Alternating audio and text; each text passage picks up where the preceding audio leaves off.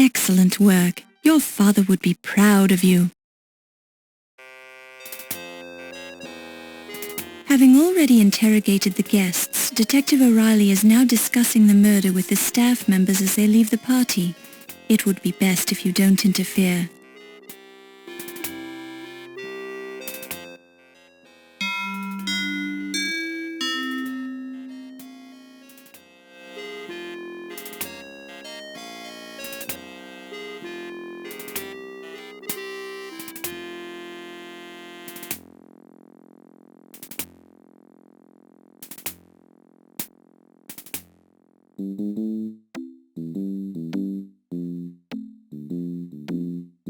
Hi, Miss Bowe. I'm Ernie Leach. Dr. Carrington told me you could stay a while and talk to the staff. I've got to lock the doors, so just come and find me when you're ready to leave. Dr. C also has a key, but you don't want to bother him about that. Thank you, Mr. Leach. Just be careful where you go. Wolf will get upset if he finds you downstairs. See you later.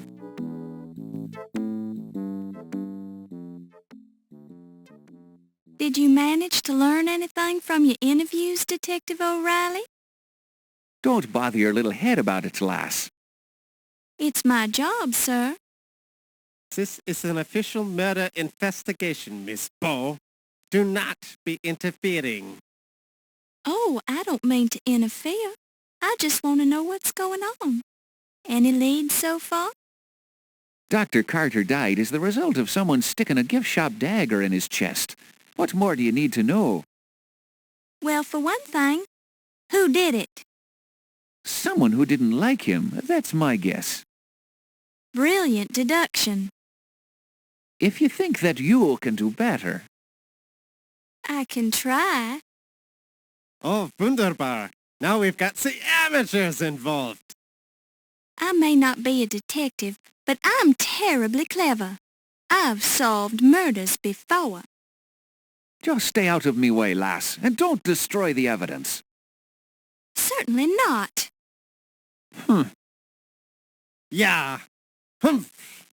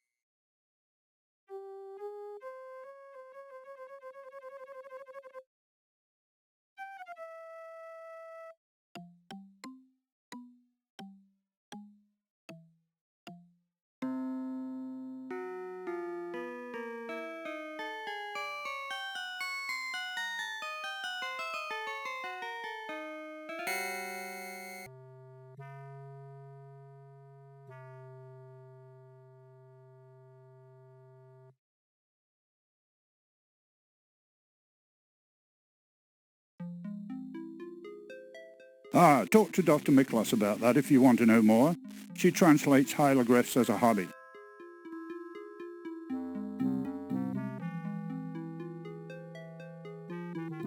Two Brothers Drinking in a Tavern by Rick Morgan, Dutch Master, 1444. Trouble on Two Legs by Dennis Lewis, date unknown. Painting discovered in an attic near Bordeaux, France, hidden behind a case of chocolate.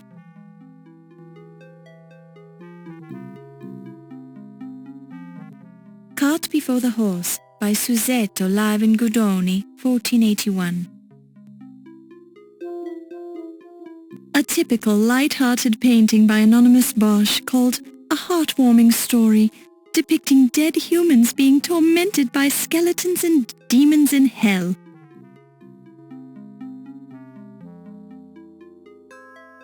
The oil paint on the canvas is old and cracked, but you can still see the characteristic brush strokes of Anonymous Bosch, who painted with human bones instead of brushes.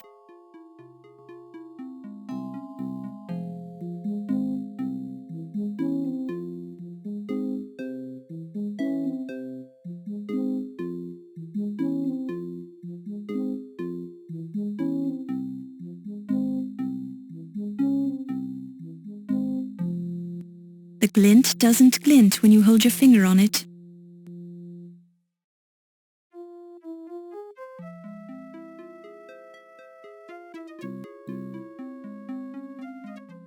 An authentic recreation, at least in Bosch's mind, of happy-go-lucky skeletons tormenting a dead king named Graham. They appear to have stolen a key from the king, which one of them is placing in their treasure barrel.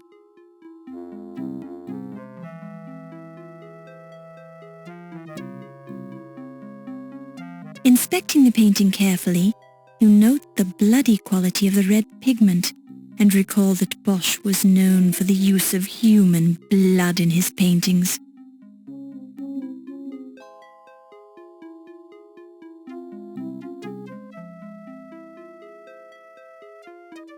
It's an actual skeleton key glued to the painting as if it's being held by one of the skeletons. That Bosch was a stickler for realism. Jeepers! The shiny key on the painting even feels real, probably because it is. Although you have a natural attraction to shiny objects, this one is firmly attached to the painting and obviously can't be removed by hand.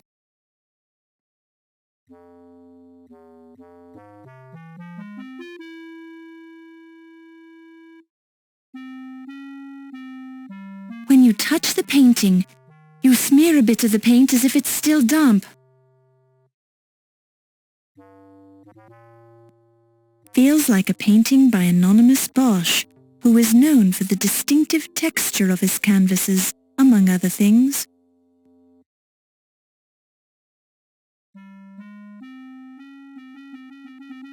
Musings on Cyberspace by John Wentworth, the Flemish master, painted in 1533. When you touch the painting, you smear a bit of the paint as if it's still damp.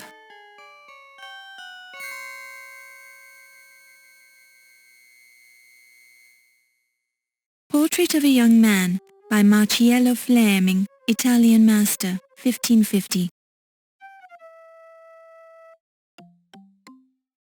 A fine example of neo-quasi-Italian Renaissance sculpture by Alberto Ravioli. Sculpted in 1525, the humanoid statue is called, appropriately enough, Ruminations on Death and Dismemberment. It's one of seeming billions of ballerina sculptures that were made by Degas, who was something of a ballerina fancier. Art is Work by Fra Boberto Glisoni, painted in 1492, commissioned by Queen Isabella to keep him busy finding a new way to paint instead of discovering the New World, so that Christopher Columbus could do it instead. When you touch the painting, you smear a bit of the paint as if it's still damp.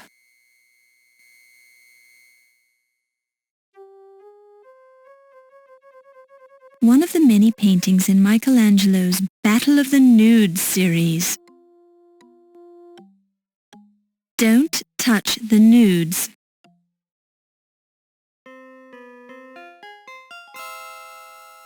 A marble bench, provided so that patrons can sit and ponder the amount of culture oozing through the air of this room.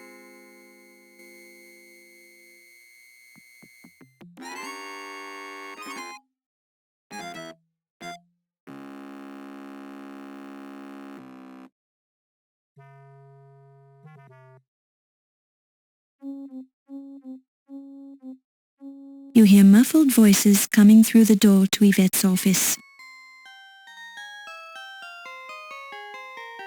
This is the door to Yvette Delacroix's office.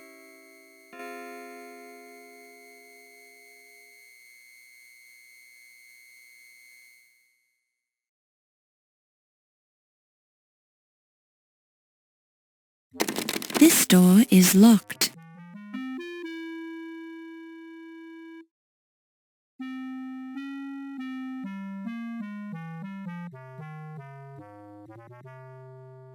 Thank you for coming to see me, Olympia. This is very nice of you. You're very welcome, my dear. What can I do for you? Oh, you see, I found this strange bone, and I said to myself, Yvette, if anyone can tell you what this is, it would be Olympia. A bone, you say? How fascinating. Where did you find it? I found it right here in the museum. Here it is, Doctor. Now, let me see. Ha ha! Yvette, you silly girl. This is a chicken bone. It is? Yes, of course. Why, it is still greasy. You got this at dinner, didn't you? Oh, you have caught me, Olympia. I was playing the little joke on you. You are a funny girl, Yvette, but I am quite fond of you. Olympia, we are the good friends, no? I have the problem I wish to talk to you about. Oh, certainly. What is it?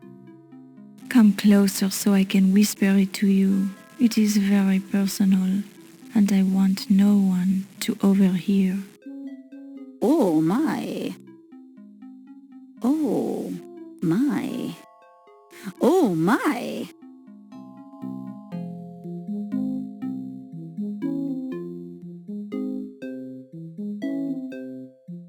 You feel a blush creeping over your face as you look at the perfect body of Rodin's famous thinker.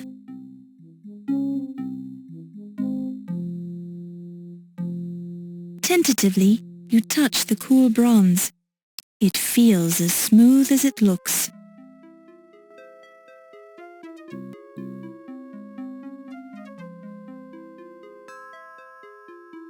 The sculpture has a beautiful face.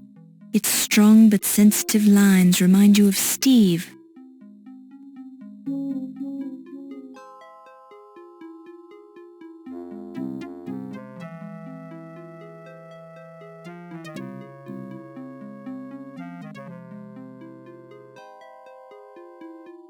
Yes, there is definitely a seam in the statue's neck. It seems to go most of the way around. There's a tiny hinge on the back of the neck.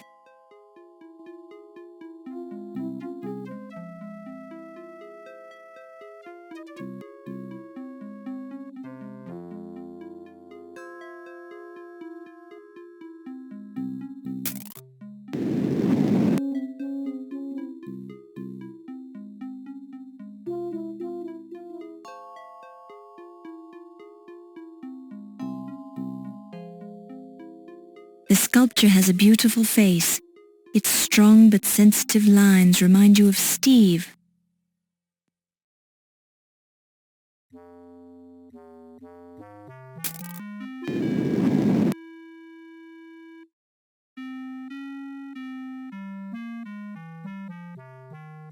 What a handsome fellow.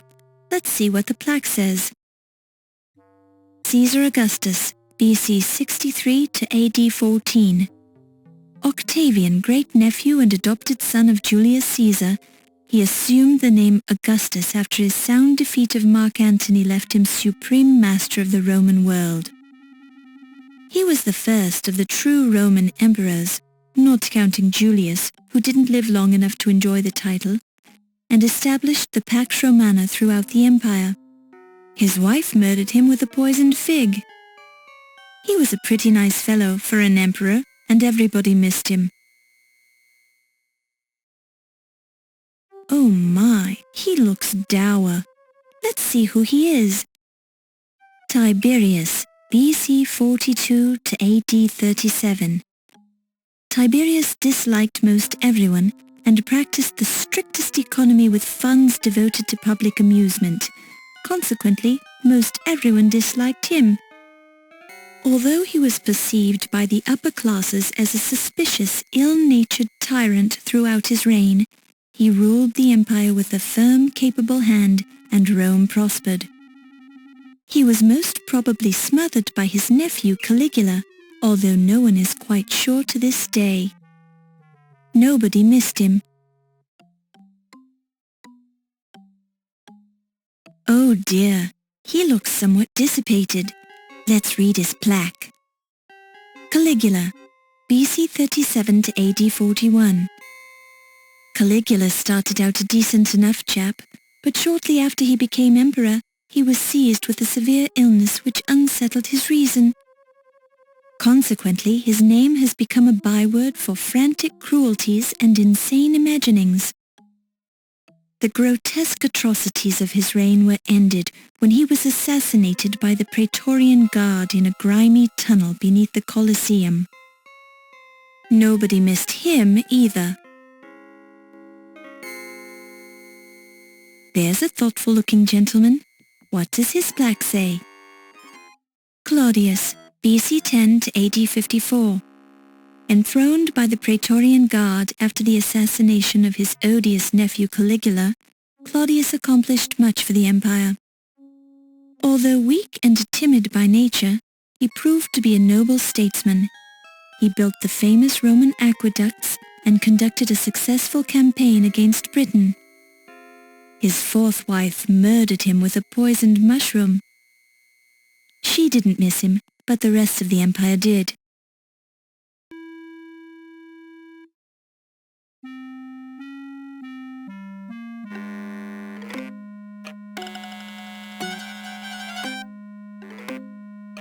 Dr. Miklos's desk is large and impressive.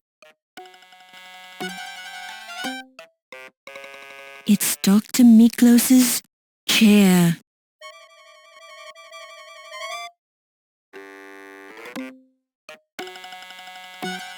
The skull of the long-extinct horned rhesus, known in academic circles to be the source of much controversy regarding it as evidence for the extraterrestrial origin of primate evolution.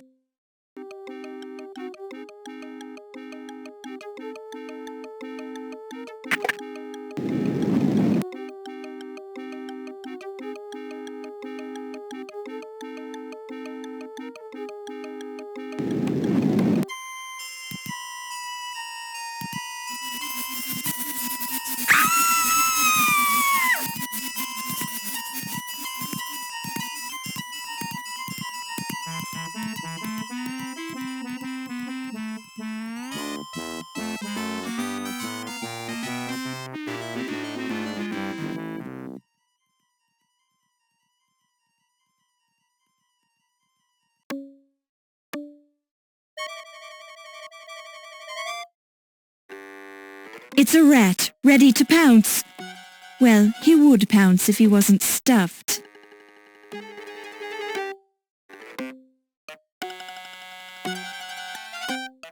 It's Barney, Olympia's pet cobra. Not a good idea.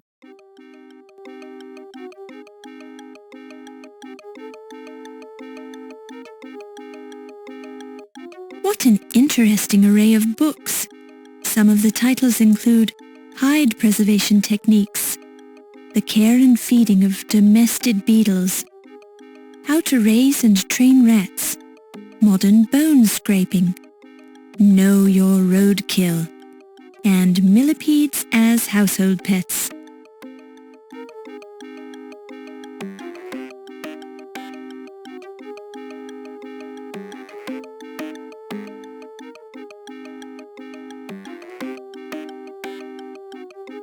This jar is labeled liver tissue, spotted baboon.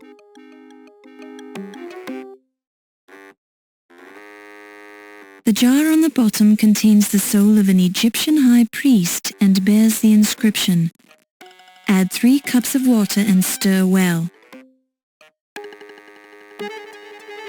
Dr. Miklos has many scholarly texts. You see titles such as Common Bone Disorders of Jackals, Parker's Annotated Encyclopedia of Decay, Know Your Fractures, Mummification Techniques, Advanced Dental Identification, and Decomposition from A to Z. The giant lizards are displaying some rather uncivilized behavior.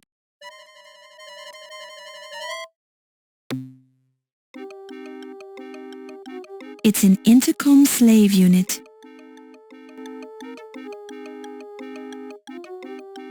It says Dr. Olympia Miklos, Lifetime Achievement Award from the Society to Protect Misunderstood Inquilines. Thank you, dearest Doctor, for helping people to truly appreciate inquilines. You are a true friend of the rat, mouse, pigeon, and cockroach. It's Dr. Miklos' PhD in paleontology from the University of Thessalonica, Greece.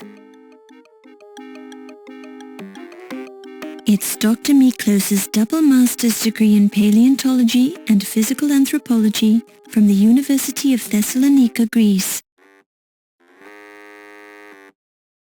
It's Dr. Miklos' PhD in physical anthropology from the University of Thessalonica, Greece.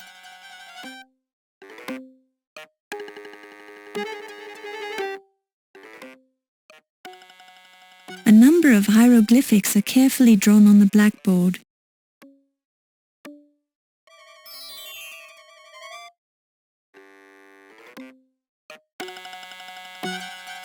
There's an array of rare cockroaches in the display case.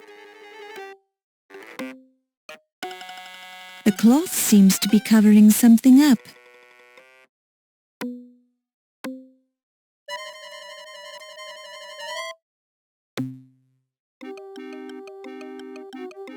It's half of the famed Rosetta Stone.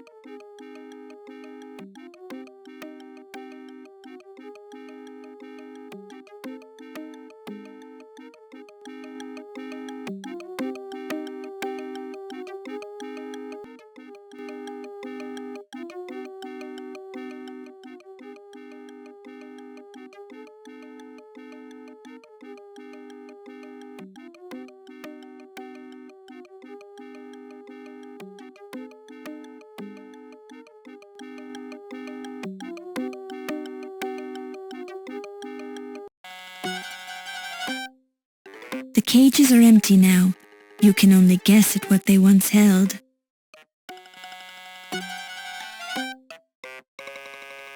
Assorted skeletal limbs hang gracefully from the ceiling.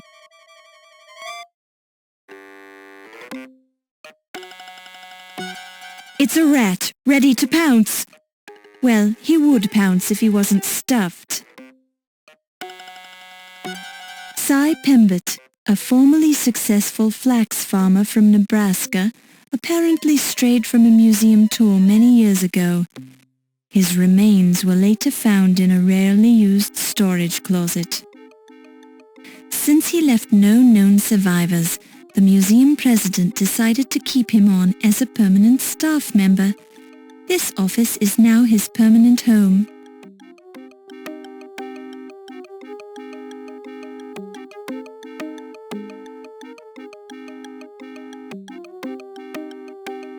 The bottle says, Dr. Moribund's Guaranteed Snake Oil.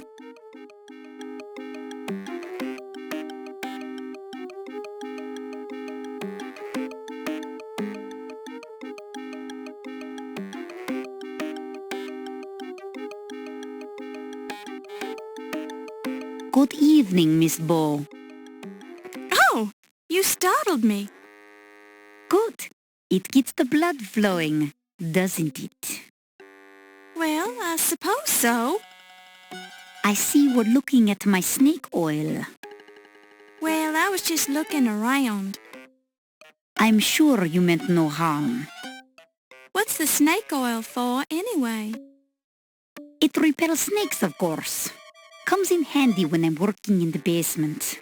I lost a load of Egyptian cobras down there a few weeks ago, and I occasionally come across one of those little darlings.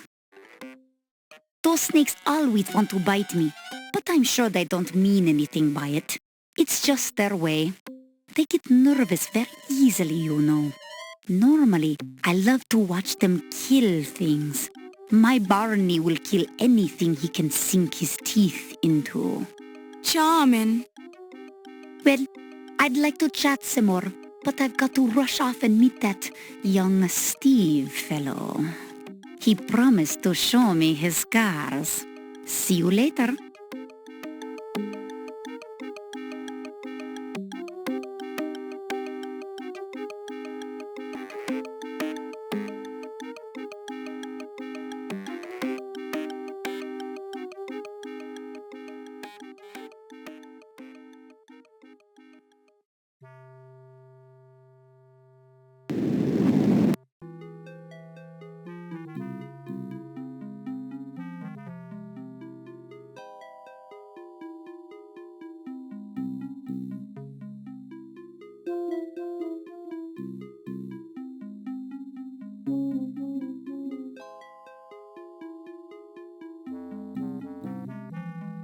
Heavy stone masonry.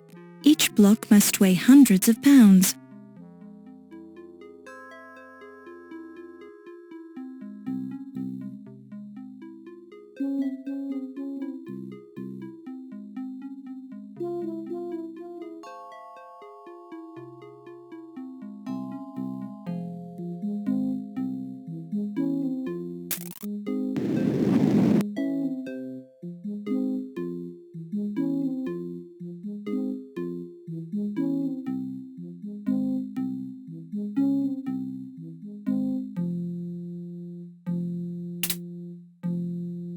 Oh dear, the light bulb blew out.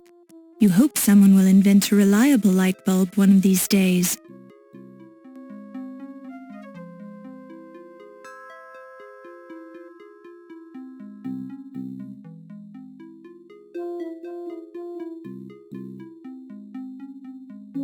Ouch!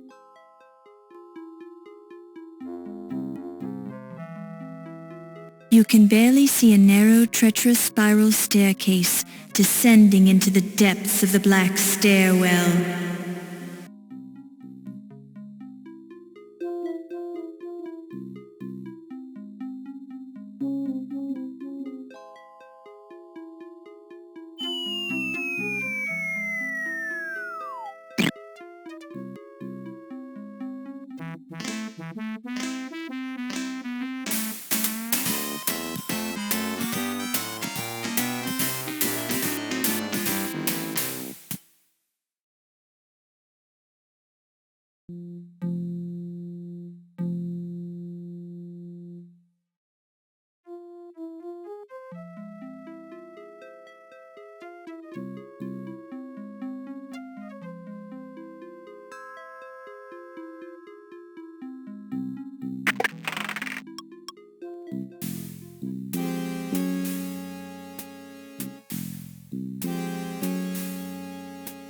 Everything on the desk is neatly organized. The edges of the desk are shiny, as if someone leans on them a lot.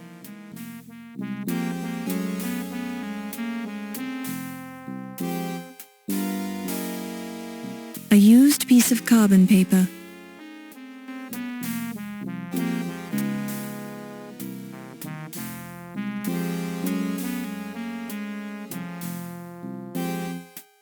You pick it up and place it in your purse.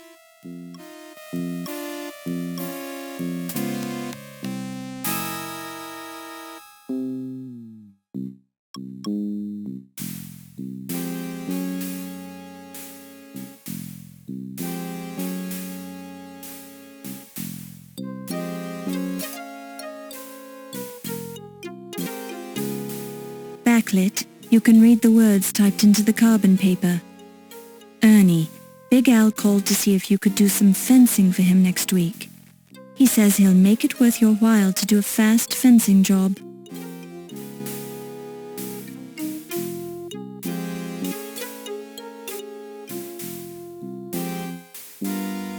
one of those new portable typewriters. At a mere £50, you can take it anywhere. Well, you could if it was useful to you, which it isn't, so forget it.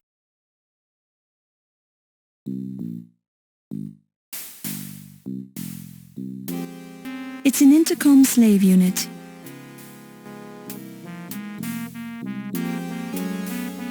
Watercolor painting, Predators Stalking Prey by Yvette Delacroix, 1925. Watercolor painting, Perverse Pleasures by Yvette Delacroix, 1926. Watercolor painting, Purple Pollywogs Playing in Puddles by Yvette Delacroix, 1924. A matched pair of crossed battle axes left over from this room's previous occupant. There's a homey old Norwegian phrase stitched into this needlepoint. An axe in the hand is worth two in the bush. Words to live by. The file label reads, Dead Things. The file label reads, Medieval Armor Collection. The file label reads, Life Mask Collection. The file label reads, Insurance. The file label reads, Paleontological Anomalies. The file label reads, Renaissance Masters Collection. The file label reads, Life Mask Field Survey. The file label reads, Accounting. The file label reads, Personnel Files. The file label reads, Machu Picchu Field Survey. The file label reads, Taxidermy Records. The file label reads, Sexual Eccentricities. The file label reads, Egyptian Artifacts.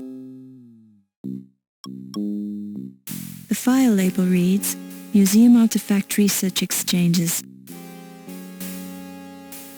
The file label reads, Alcoholic Preservation Collection.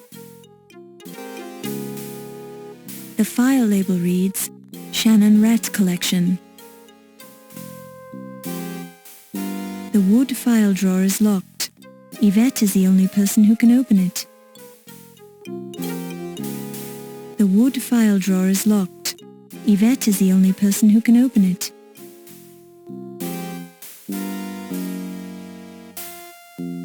It's a Venus flytrap.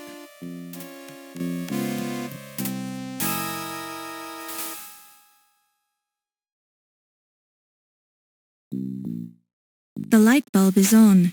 You find it very illuminating. Ouch! The light bulb is too hot to remove.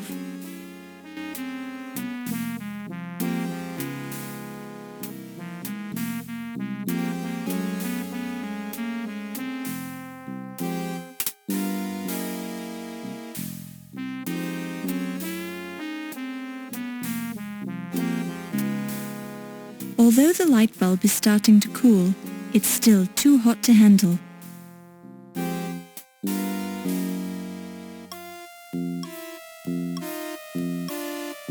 It's a transom.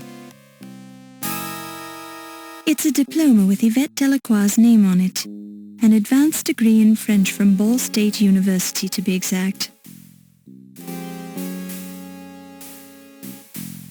A table that formerly belonged to King Louis VIII of France. It fell on hard times and now resides in Yvette's office in the Lion-Decker Museum.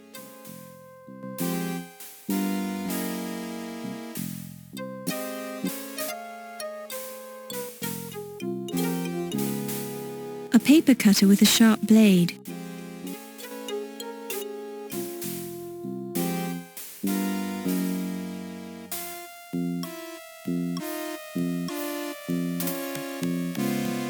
A paper cutter with a sharp blade.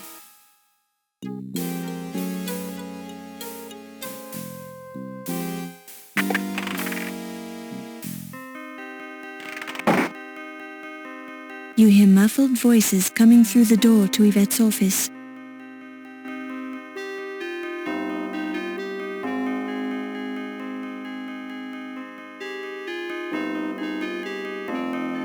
Come a little closer, Monsieur Nazir. I am wanting to show you something. And what would that be, Miss Delacroix?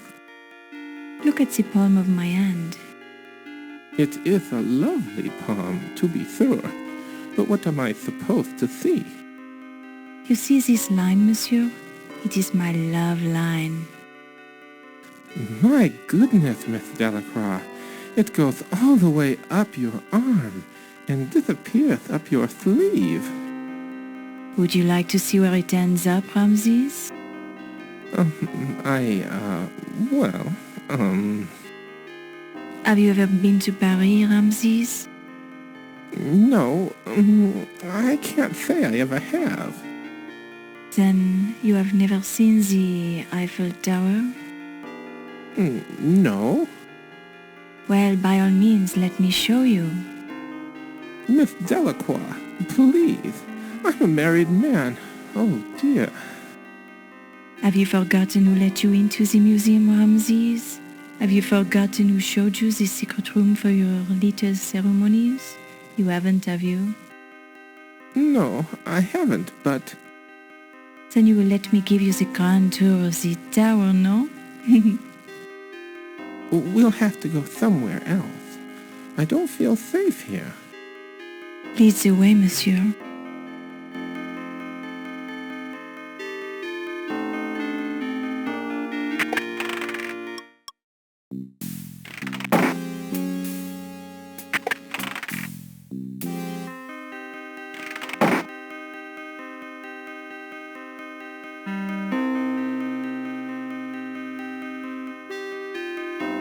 Carrington's desk.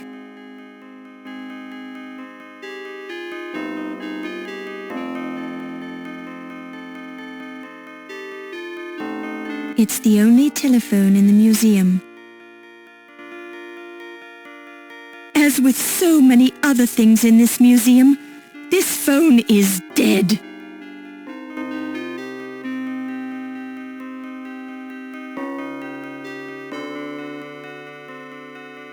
It appears that someone has cut the telephone cord, removing any chance you might have had of communication with the outside world.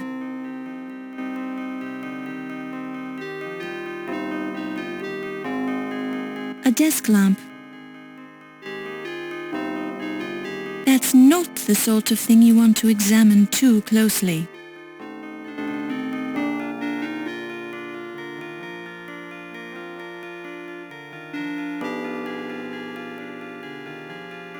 Using your remarkable powers of deduction, you conclude that this little book contains phone numbers.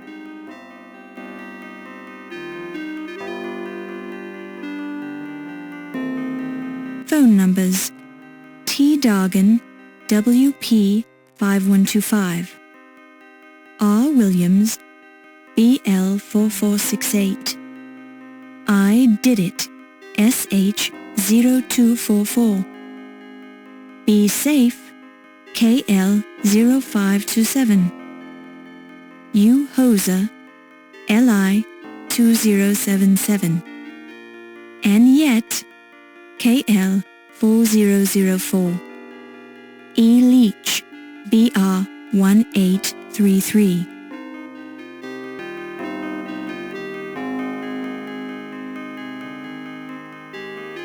It's the latest thing in office telecommunications technology, an intercom master unit. The 6-button intercom allows the president to talk and listen to people in other offices.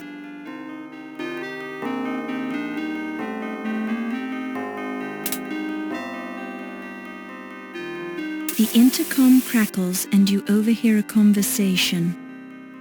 Oh, I so love your scars, Wolfie. Show them to me again, darling.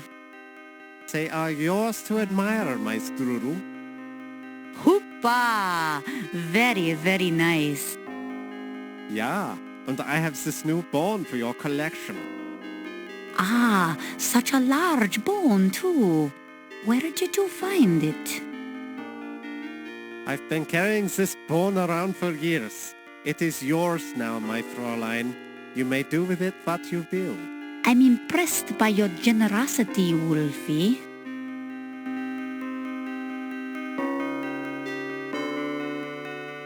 The intercom crackles and you overhear a conversation. Oh, my lover, how do you manage to do it so many times? Sure, and a man's got to do what a man's got to do. And you do it so well. Try and keep your voice down, lass. Someone might hear us. Ooh, I do not care, my amour. Life, she is something we only enjoy once. Sure, and begorra, I do this at least 50 times a day to stay in shape. 50 times, ooh la la, and what do you call this movement? Sit-ups, lass. I also do 50 push-ups each day, then I run a few miles.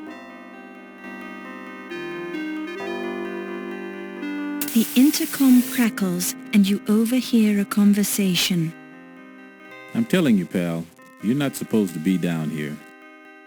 Nothing poison, old Mac, but Archie said I could scope the place out.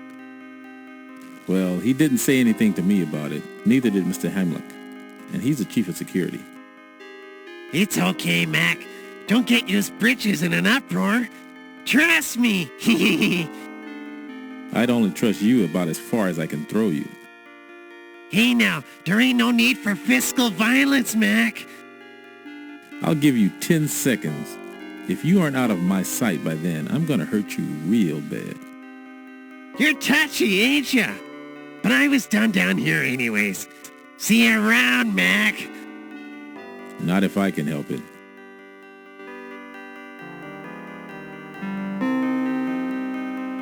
You touch the intercom unit, completely missing the buttons. And the whole point, apparently. When you press the button, all you hear is static. When you press the button, all you hear is static.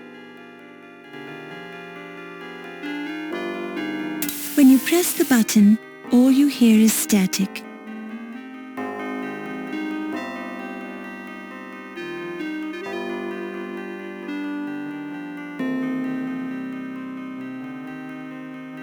It's a portrait of the former Leyendecker Museum president, Sterling Waldorf Carlton.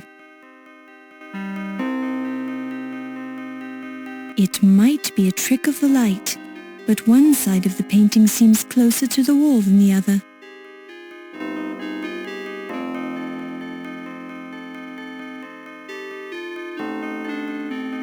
A handsome desk clock. Yes, it's definitely a desk clock. It says Made in Switzerland in the fine print on the clock face, which you can barely read due to the glare on the glass.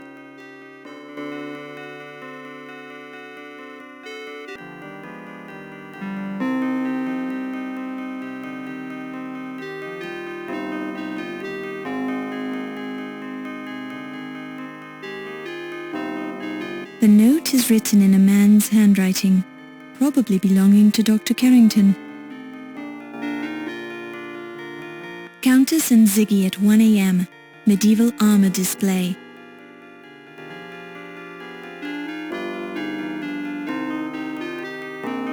It's President Carrington's stuffed porcupine, Spiny Norman. The stiff quills look especially sharp under magnification.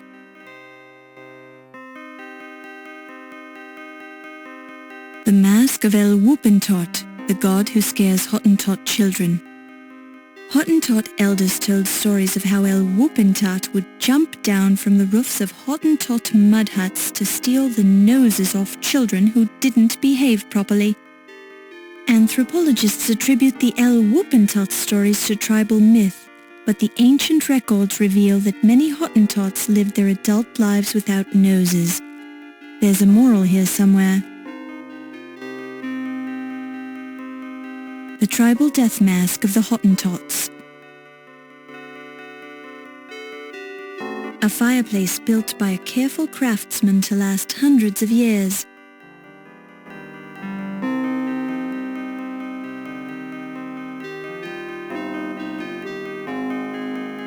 Charcoal.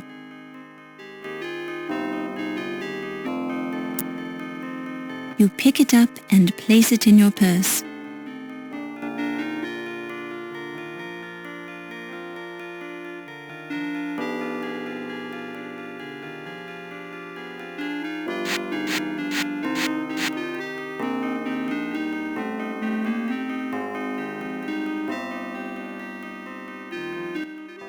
Rubbing the charcoal over the notepad has made the imprint readable.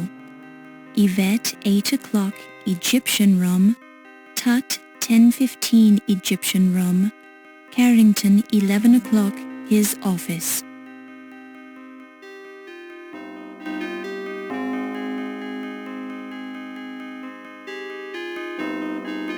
A painting of the New York skyline by Sterling Waldorf Carlton, dated 1920.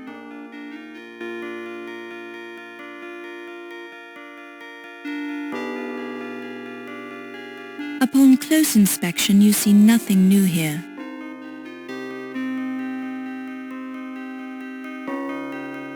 The collected catalogues of the Smithsonian Museum.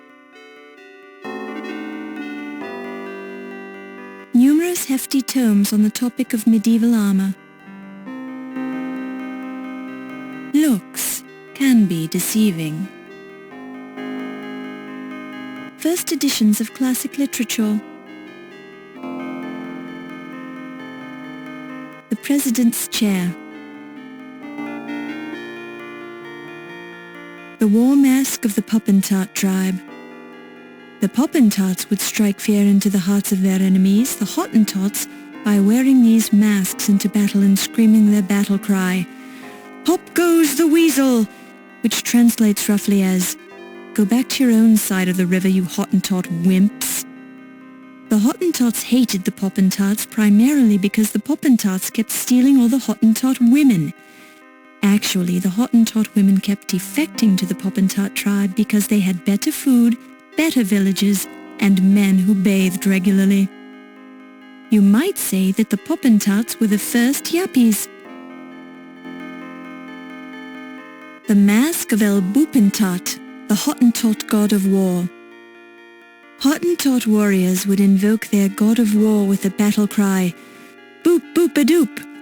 This battle cry reputedly struck fear into the hearts of their enemies, who were usually the Potentats who lived across the river.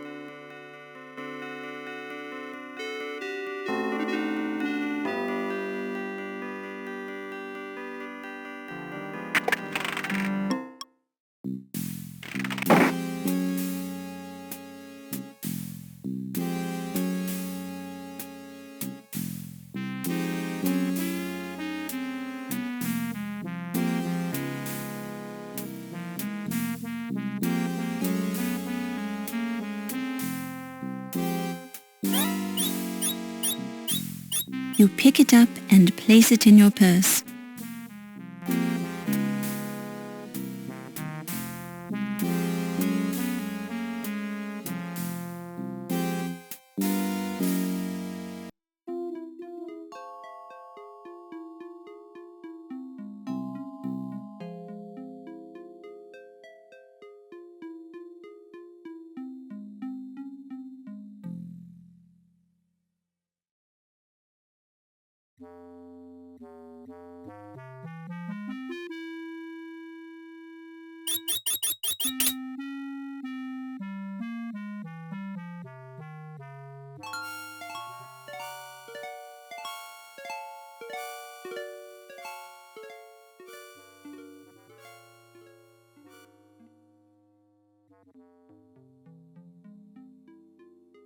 The glass covering the alcove is marked with the words, "For emergency use only."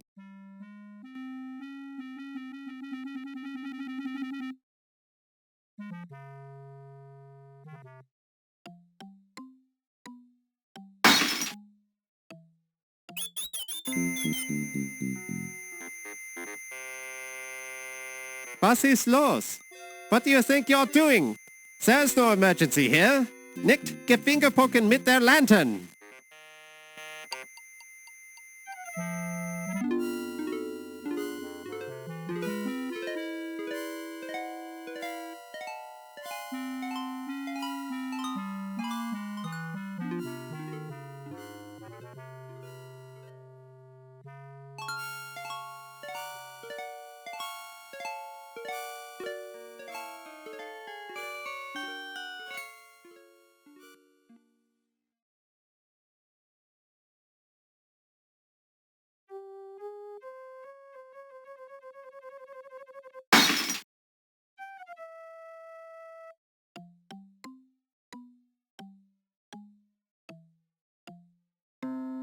A Ruhmkorff coil lantern with a hand crank on the base. You pick it up and place it in your purse.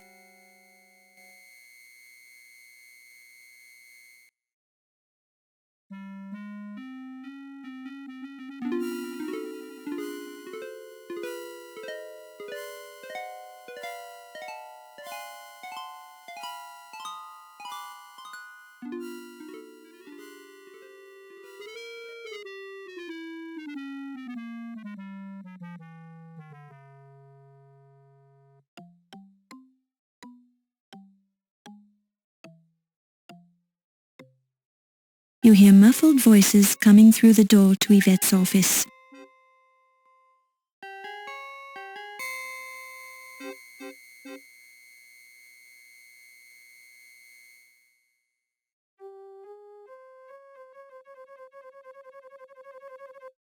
Well, lass, we've known each other a long time, and I'm not ready to get married yet.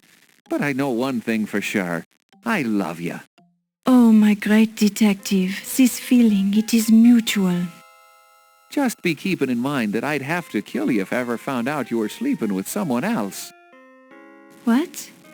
Oh, you are to be making the little joke, no? Your sense of humor, it is magnifique. I've already had one bad marriage, and it won't happen again.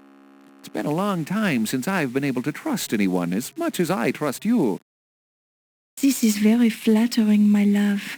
I am never to be knowing someone like you either. You are so good and so kind. Well, I try, lass. I try. It's not easy being a cop in this town. The place is lousy with criminals, even in the police force. Oh no, how terrible. Sure, and it's a hard thing when a cop goes bad. I've seen it happen. A cop spends years fighting crime and watching the hoods get rich while he risks his life to make just a few bucks. The first time a cop takes a bribe, it bothers him. Oh, but then it gets easier. You are such a strong man, my Ryan. You would never be accepting the payoff, no? Sure, and I'm shocked that you'd even say such a thing, Yvette.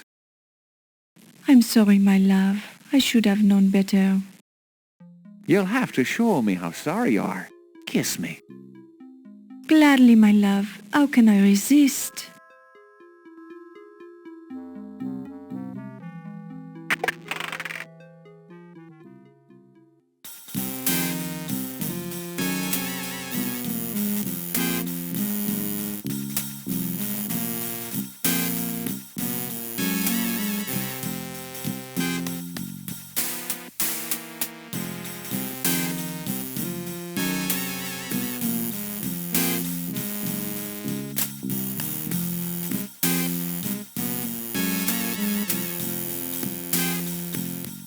Oh, excuse me. Here now, be off with you then.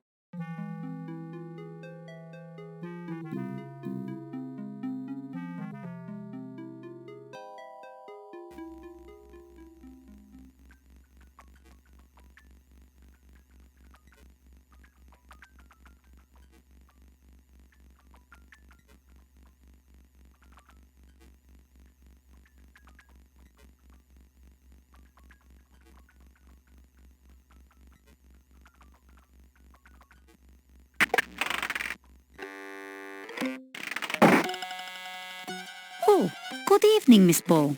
Hi, Dr. Miklos. I'm sorry if I startled you. Oh, that's okay. I enjoy being startled.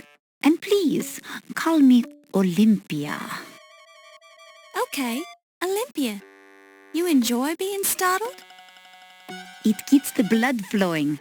I love it. I was just trying to find Daisy, my ferret. She usually has the run of the museum, but it's time for me to feed her. And you think she might be in here? Well, she's been spending a lot of time in here lately for some reason. She probably likes the unusual smells. Who knows? Can I help you look for her? Thanks, but I'm sure I can find her. Would you mind leaving me for a while so she'll come out of hiding? Certainly. Sorry to disturb you.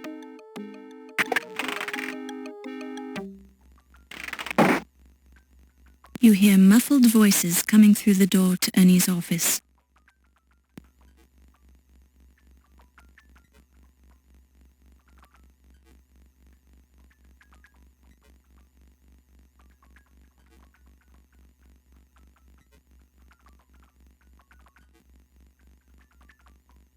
Interesting.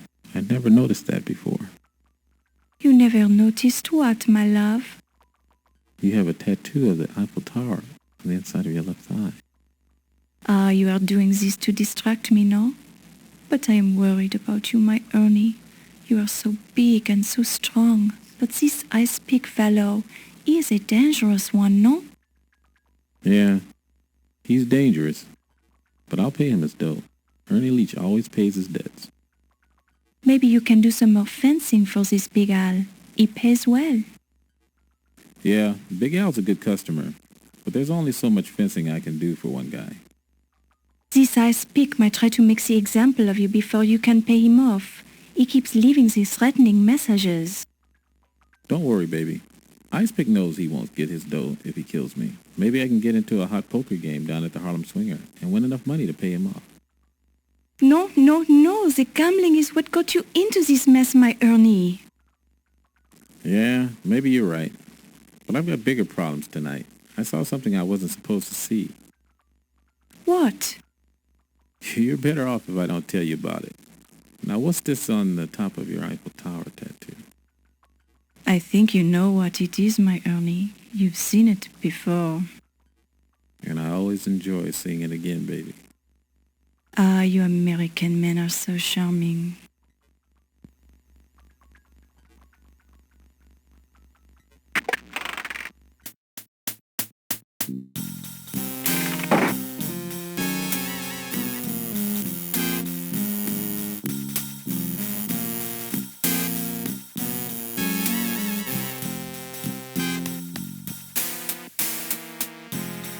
Sacré bleu! Hey, you nosy dame, can't you see we're busy? Scram!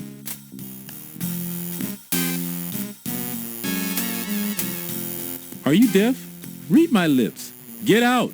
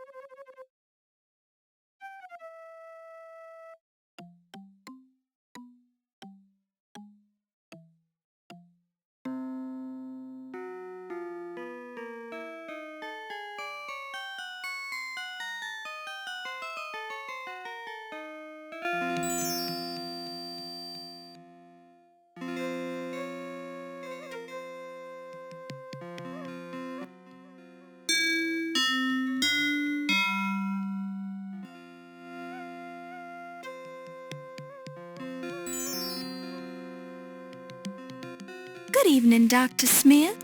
Miss Bow, I did not expect to see you here. Ah, but I knew you were coming.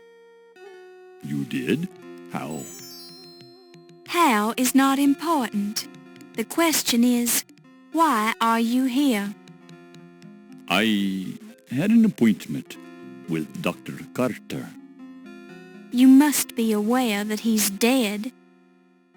Dead? Why, I had no idea. Died right here in this room, as a matter of fact. I'm surprised you hadn't heard. I'm shocked. I don't know what to say. I bet you don't. Where were you at 8 p.m. when he died? At the party, of course. You saw me there. Actually, I didn't see you there at that time. But you must. Oh, well, there was the phone call. Phone call. Mr. Heimlich told me I had a call waiting on Dr. Carrington's telephone. When I arrived in his office, the line was dead. So I returned to the party. Was Dr. Carrington in his office? No, he was at the party. Did Mr. Heimlich tell you who was calling? No, he didn't take the call, and I don't know who told him about it. You and Dr. Carter seem to argue a lot about the Dagger of Amon Ra. We had our differences of opinion, yes. Did you kill him? Miss Bow, I am shocked that you would ask me such a thing. I am leaving. We'll talk again later.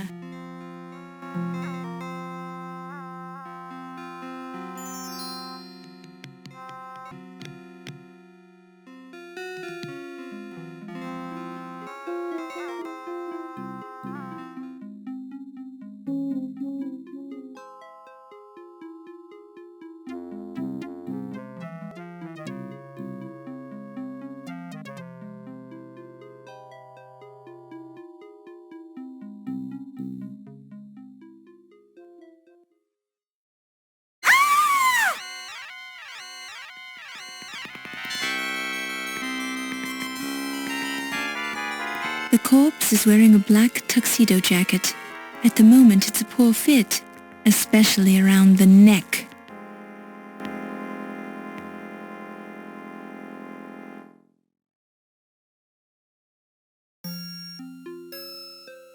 Your careful observation reveals that this is a rented tuxedo bearing the marks of repeated alterations. There is a stain above one pocket. A whiff reveals the strong, fresh scent of champagne.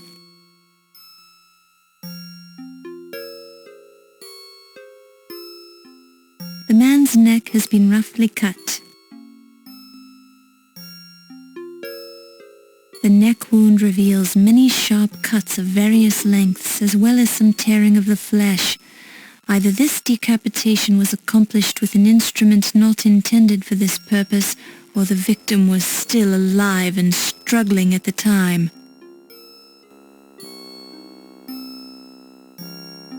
You examine the pants currently being worn by the lifeless body on the floor.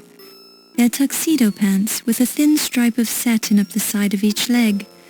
The pants are stained with the usual fluids that seep out during death, which explains the smell, but you find nothing unusual. Close inspection reveals that these rented tuxedo pants have been altered many times. There's a small mustard stain on one leg. The left arm and hand displayed out to the side. A quick glance reveals nothing grasped in the hand or up the sleeve. You search the left arm for clues but come up empty-handed. The right hand of this unfortunate soul is flung out to the side. You find a large grease stain on the right sleeve. You give it a quick whiff and identify the scent of turkey hors d'oeuvres.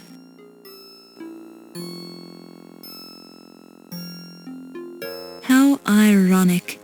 After untold millions of years, this pterodactyl has claimed a new victim, a male specimen of Homo sapiens, which has been pinned to the floor by the pterodactyl's monstrous beak.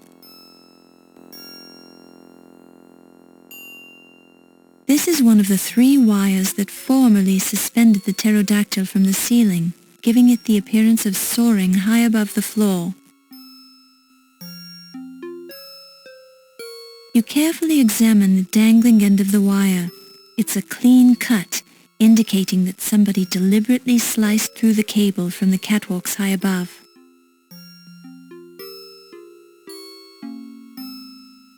A large pool of blood has formed around the corpse. It has barely begun to congeal, indicating that the incident must have taken place within the past few minutes.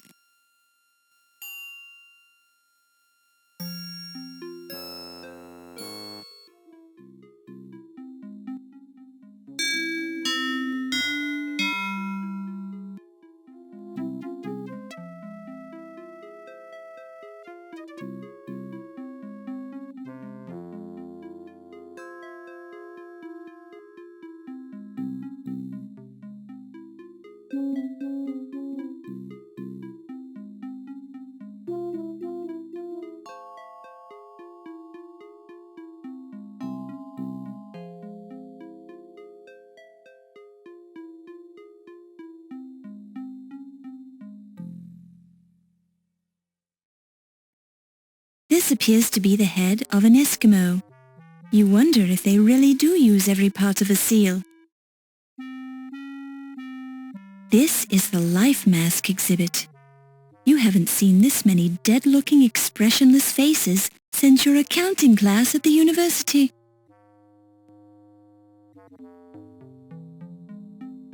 This is the life mask exhibit.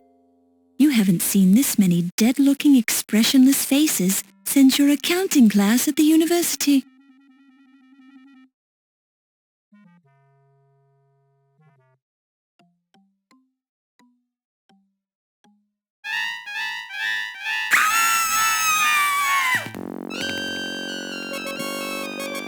Oh no! That doesn't look like a life mask.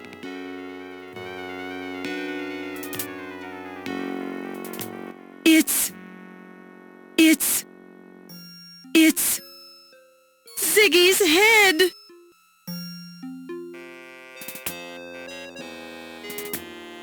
What is going on in here? I'd say you've got some explaining to do, young lady. Why are you screaming? I found Mr. Ziggy's head. Very odd how you are always finding the bodies, Miss Bow. I think we should be going back to my office and interrogating you now. Here now, Wolf. The young lady just found a man's head. Give her a moment before you get out your thumb screws then. Thank you, Mr. O'Reilly. Don't thank me, lass. I'm not saying you didn't kill the man. I'm just trying to restrain Mr. Heimlich's enthusiasm for his job. But I will get results. Let me talk to her privately. Now I realize you're just trying to help, Wolf, but I think we can learn what we need from the lass without harming her. She could lie and you'd never know it. You Americans are too soft on your criminals.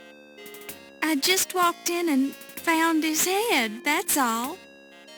Well, Mr. Heimlich does have his point, lass. It's a wee bit curious that you keep showing up at the murder scenes before anyone else. How do you explain that, then? Just lucky, I guess. Well, you do seem a wee bit small to be sawing off a man's head, I'll say that much. Thanks.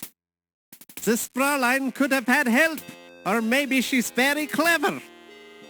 Or maybe you're trying to pin the murders on her, so you can find the murderer and save your job, eh? My job is quite secure, Herr O'Reilly. Oh, really now? A security chief who allows burglars to steal the exhibits, then overlooks several murders happening under his nose. I'd think twice about your security methods if I was running things here. This is hardly the place to discuss my methods, Herr O'Reilly. We have a suspect to interrogate. Correction. We have a murder scene to investigate. We can talk to the lass later when she's had a chance to calm down. Thank you again, sir. You're a sturdy one, I'll say that much for you. One scream and you've got your head together again, so to speak. Just don't try to leave the museum. I can't leave. I'm locked in. Good. We won't have to worry about you then. All right, Wolf. We've got work to do. Let's go get the crime scene tools.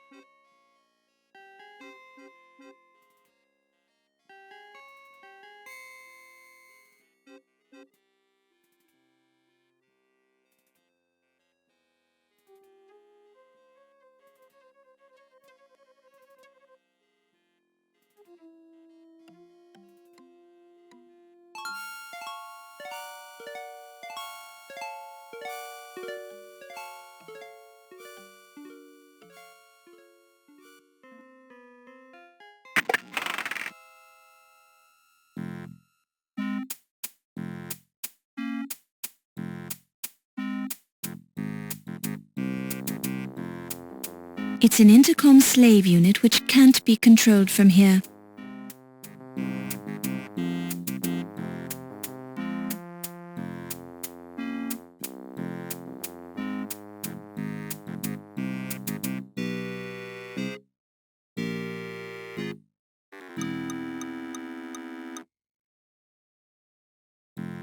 The intercom crackles and you hear, Wolfie, it's Olympia.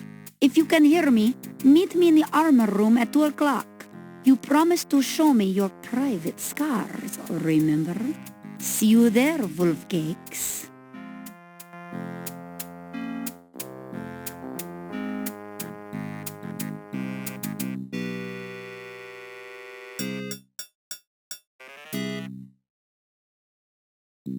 It's too far away for you to get a good look at it, but it's definitely cheese and it definitely stinks.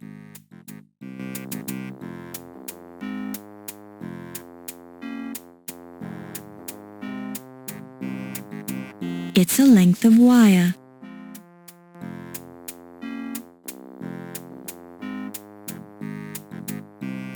It's a length of wire. It's a length of wire. World War I campaign medals. Kaiser Wilhelm of Germany is prominently featured on many of the medals.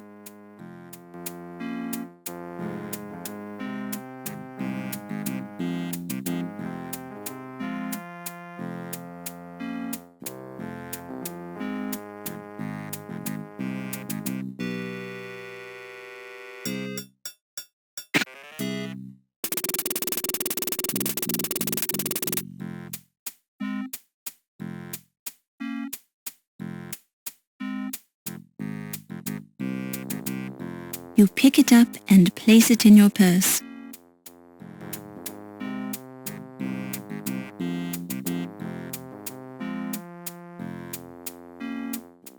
The interrogation chair does not look very comfortable.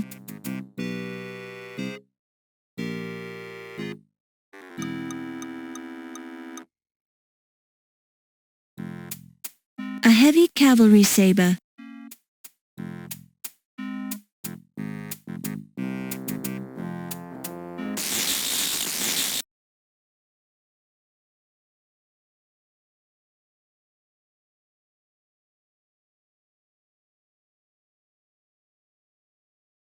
A pair of evilly spiked ballet shoes.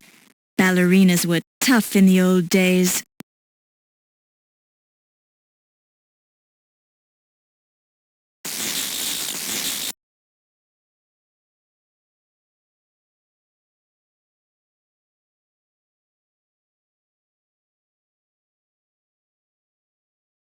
A medieval spiked cudgel, also known as a morning star.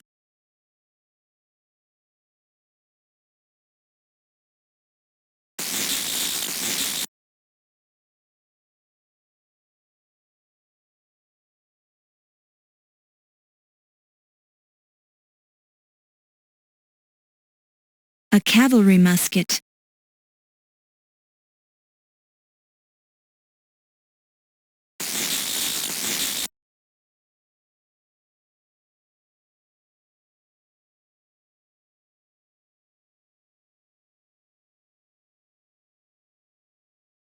A fine broadsword imprinted with the mark of the Toledo swordmakers in Spain.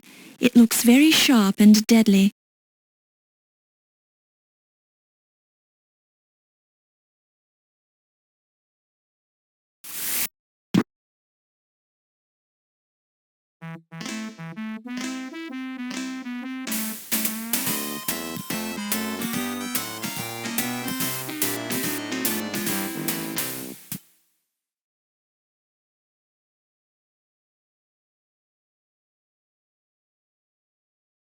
It's one of those exotic oriental weapons you've seen before, although you can never remember the name of it.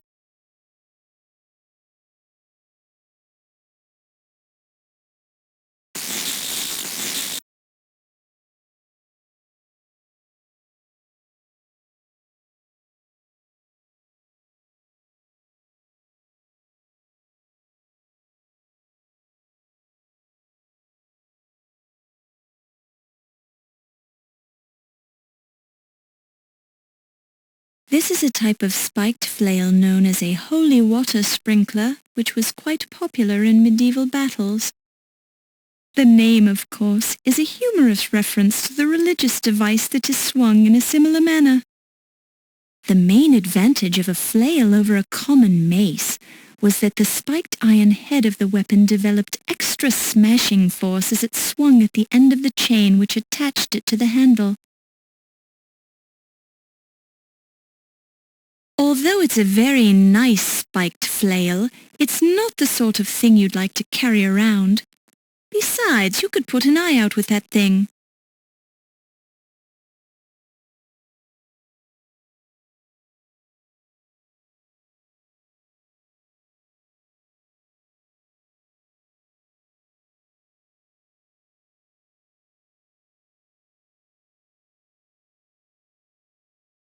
This bookshelf is dedicated to the topic of art history.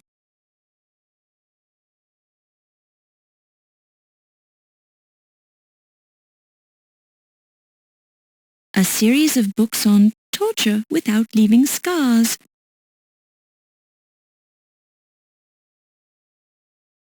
For some reason, the spine on this book has been turned round to face the wall, hiding the title.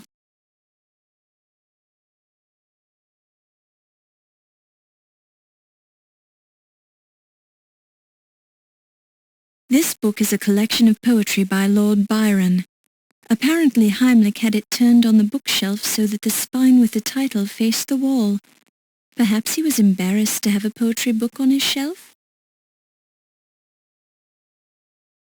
The poetry book falls open to a poem, She Walks in Beauty, written by Lord Byron.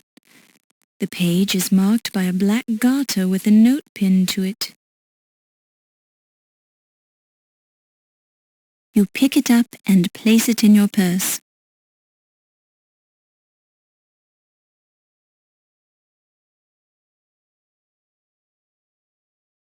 The note attached to the garter reads, "You can have the other garter and much more if you meet me at 3 a.m. in the preservation lab." The handwriting is female.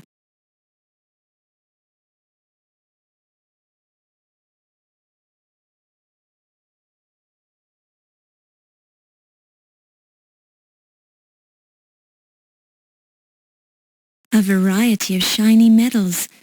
2 of them with packs of dogs carrying birds in their mouths are marked with the word Reichsjagdgebrauchshundverband. Others appear to be merit badges for the German youth equivalent of the Boy Scouts.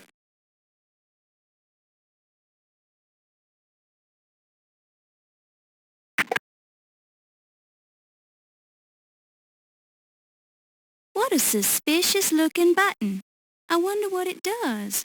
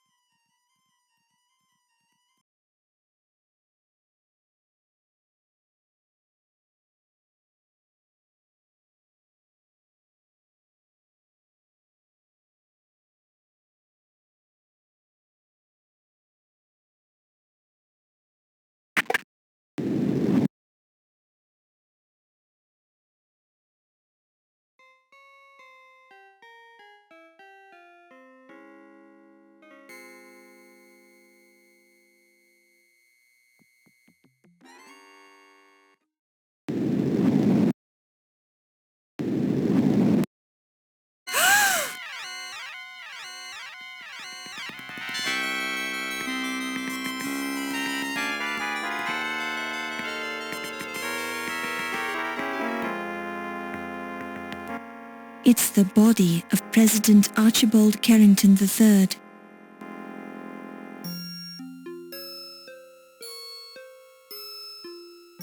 The clock appears to have been broken at exactly 12:04 a.m. It's the intercom.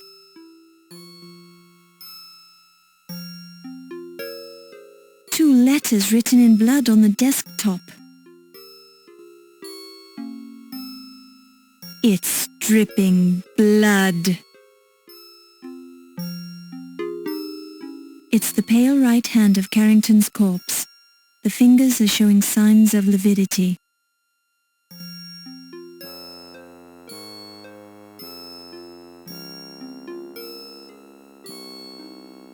The fingernails hold no clues, but the right index finger has blood on the end of it, although there are no cuts evident on the hand.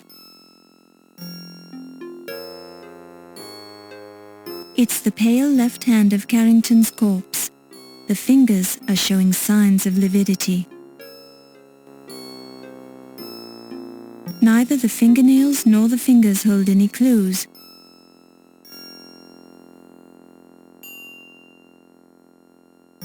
Dr. Carrington's head holds no clues that you can discover, except for the somewhat pained expression on his face. Carrington drooled a bit when he died, and his hair could have used a good wash to get all the grease out of it.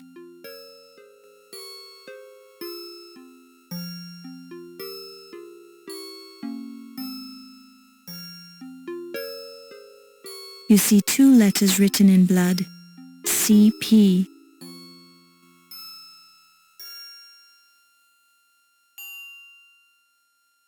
Porcupine quills, which appear to have caused Dr. Carrington's demise as they passed through his body, creating multiple perforations in many of his vital organs. There's blood on the porcupine quills. From their position in his body, you infer that the blood belongs to Dr. Carrington. You presume the dripping blood belongs to Carrington, since the porcupine was stuffed.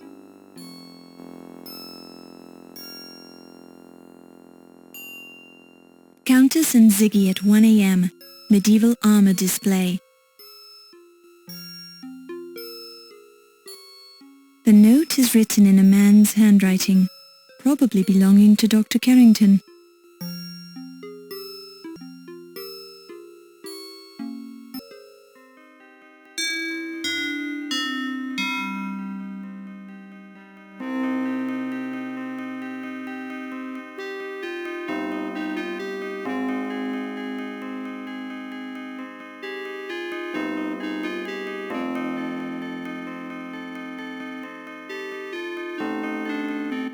It's a portrait of the former Leyendecker Museum president, Sterling Waldorf Carlton.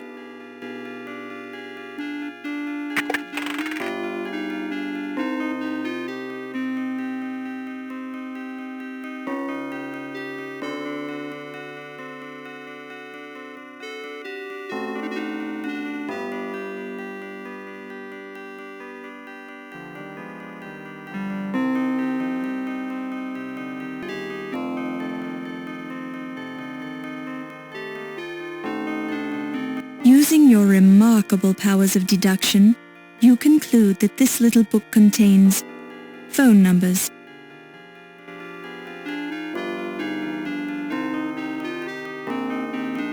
Phone numbers: T. Dargan, WP 5125, R. Williams, BL 4468, I. Did It, SH 0244, Be Safe, KL 0527.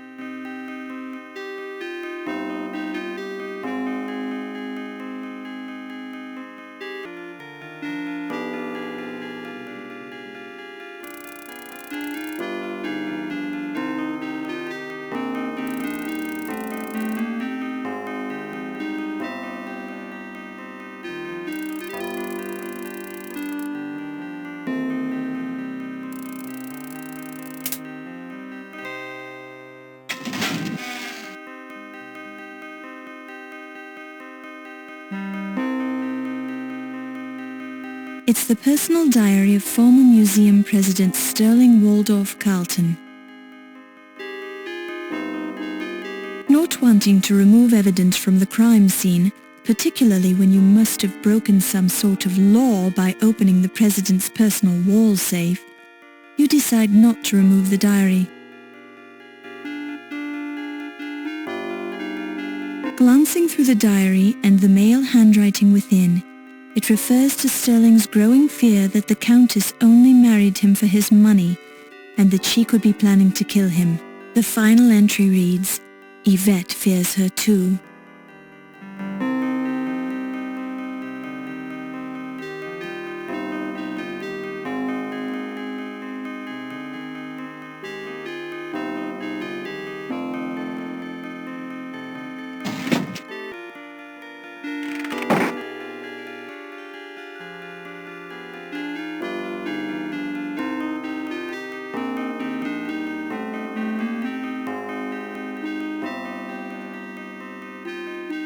Numerous hefty tomes on the topic of medieval armor.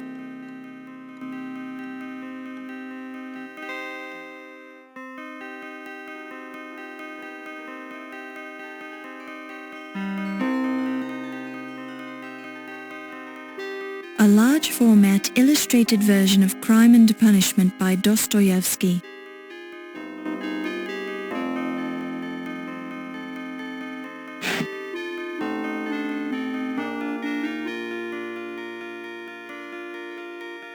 You notice that this is one of the earliest translations of Crime and Punishment into English.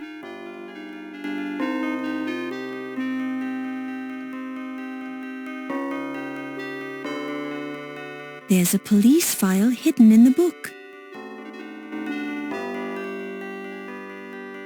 A handwritten note attached to the police file reads, "Remember our deal."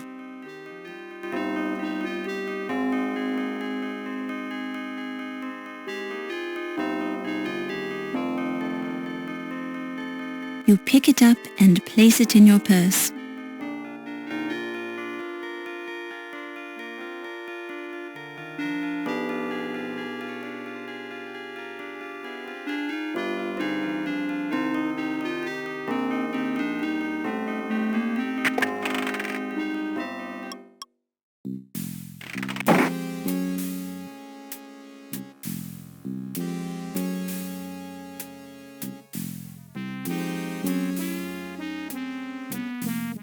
A paper cutter with a red blade.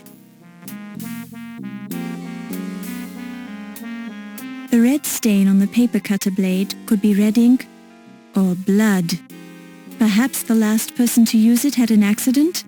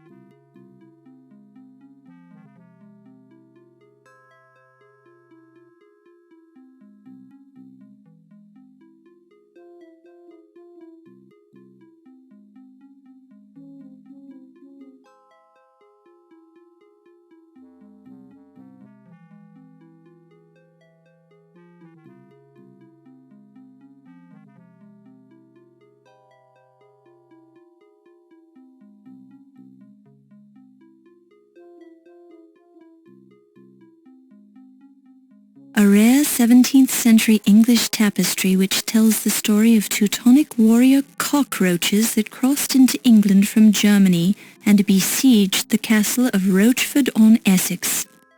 Although the cockroaches managed to storm the castle walls after a 90-day siege, the knights of the castle managed to squash the invaders when they reached the castle's inner keep. Since that great battle, the castle of Rochford-on-Essex has been free of cockroaches. Unfortunately, it has also been free of humans. 1 year after the great battle, everyone in the castle died of the plague. Shortly afterward, the castle fell into disrepair and sank into the swamp.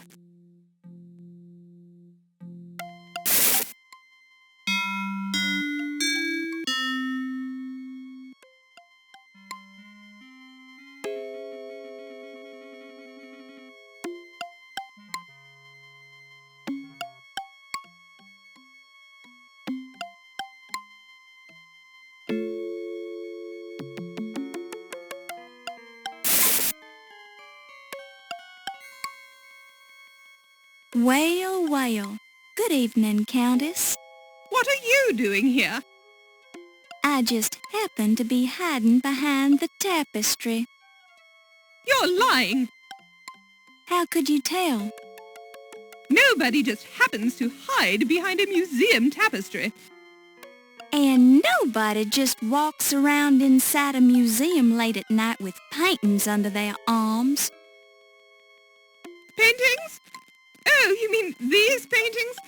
I just found them laying around on the floor and I picked them up so no one would step on them. I don't think so. You don't think so? Are you accusing me of something, you silly girl? What do you think? I think you're a rude girl who needs to learn some manners.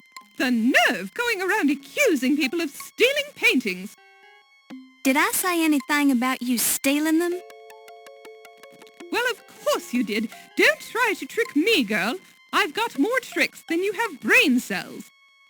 One thing I have to ask myself is, why did you bring those paintings to a meeting with Dr. Carrington this time of night? How did you know I was meeting Dr. Carrington? I found a note beside his body. His body? You talk about him like he was dead. Yes, he is. Dead as a doorknob. You didn't know about it? You're trying to trick me again. Dr. Carrington is alive and well and working in his office. Well, you're right about him being in his office, but he's quite dead, I assure you. Oh, my God! And you seem to be a logical murder suspect. Wait a second. You're not going to pin this one on me. I didn't have anything to do with it. Why would I want to kill him? We've got a perfectly good art burglary scheme going. Art burglary? I think I said too much. If you're trying to convince me that you're not the murderer, you're not doing a very good job of it. What do I care what you think anyway? You're not a cop. But I am a reporter, and I could write about you in the newspaper. Of course, your reputation would be ruined, and the police would get very interested in you, but you're tough, so I'm sure you could handle it. Look, it was just a little deal I worked out with Dr. Carrington. An art forger duplicates the paintings on the wall of the gallery. Then we hang them up in place of the real ones, which we sell to private collectors. Didn't you think someone would catch on after a while?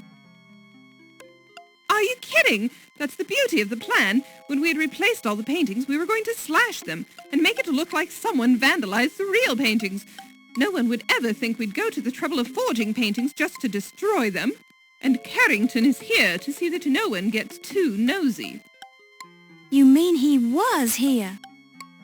I swear I didn't have anything to do with his death. He was my cash cow. I brought him over from Europe just for this reason. Now that's it. I'm not saying any more about it.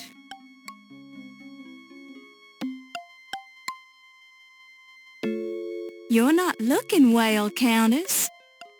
There's a murderer running around loose in this museum, so I do feel a bit spooked when someone leaps out from behind the exhibits.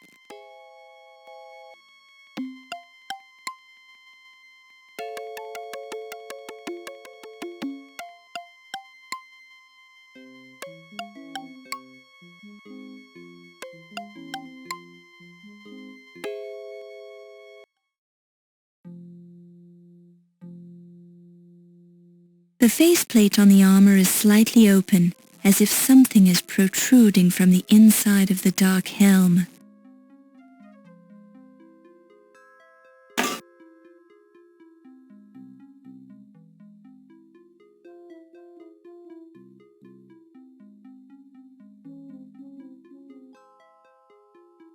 It's Dr. Pippin Carter, famous dead archaeologist.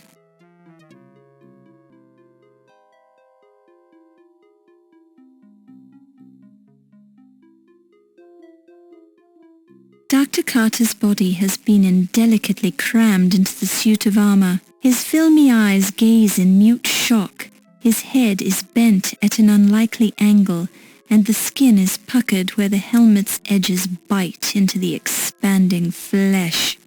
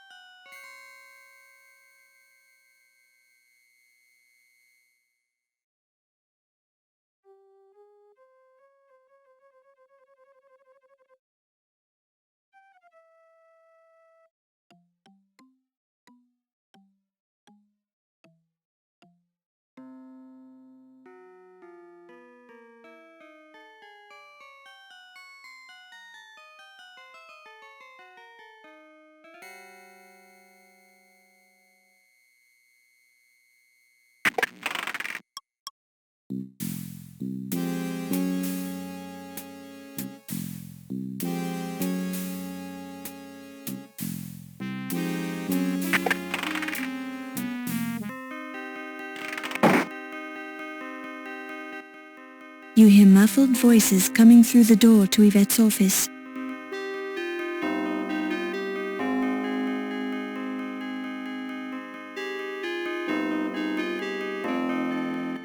Oh, Dr. Smith, I appreciate your help so much. Well, I don't particularly appreciate giving it. I have things to do, Miss Delacroix. Important things. But surely you can spare the time to help me move my desk, no?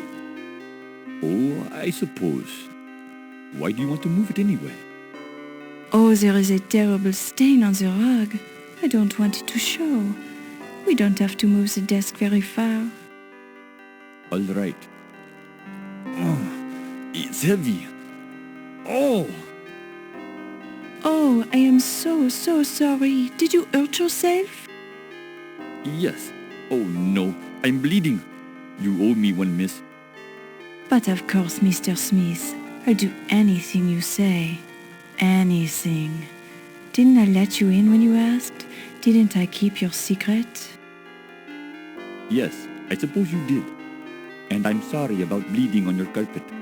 At least it'll blend in with the old stain. What is that anyway? Oh, it is only strawberry jam. I'm sure I don't want to know, Yvette. Probably not, Dr. Smith. Now, let's go to your place.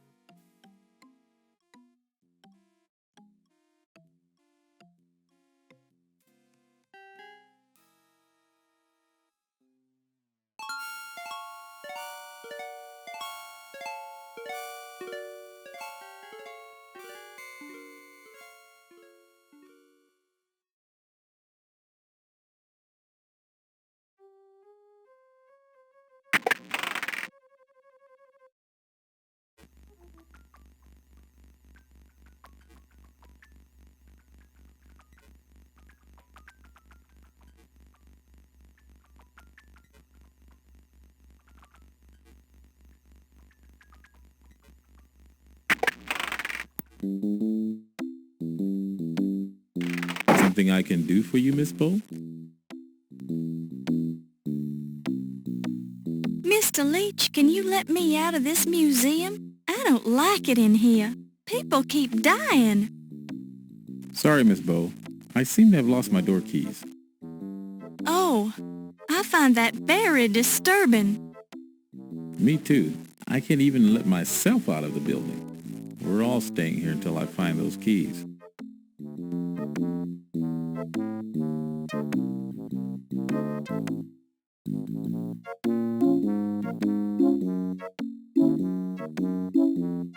If that fellow were any more full of himself, he'd rise up and float away like a hot air balloon. The way he carries on, you'd think he discovered Atlantis.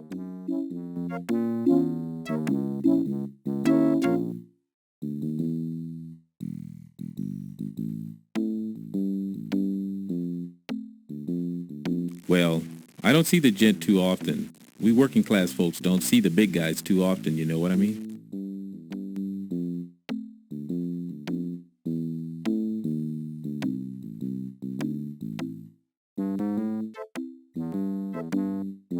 Oh, I guess he's an okay fella. For a cop. I do wish he'd stop leaving those grape stems all over the place, though.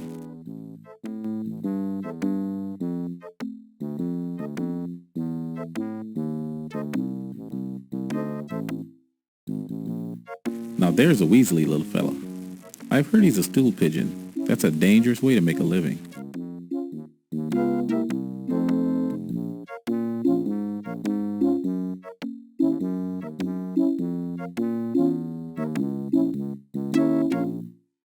Oh, he seems like a nice enough fella. I don't know him too well.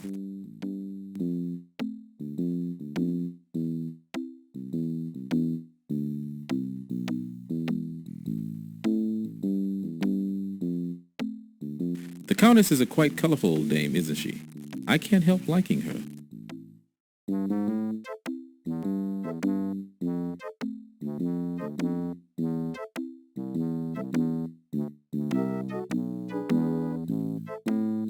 He's a quiet little fella. I think he does some accounting for the museum. Seems nice enough.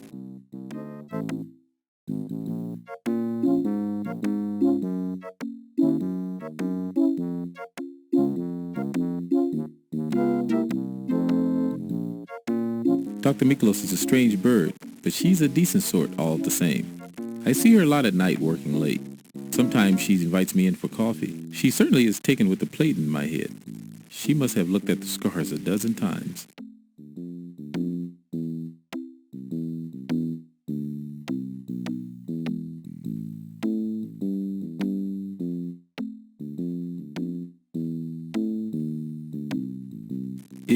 Miss Delacroix is a wonderful lady, Miss Bo. A delight to work for.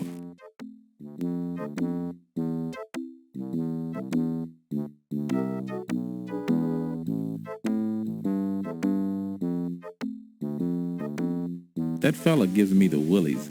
He's always hanging around, looking over my shoulder with those suspicious eyeballs of his. Also, to tell you the ugly truth, I just haven't trusted the Germans since the war. That Kaiser guy was a real high hat.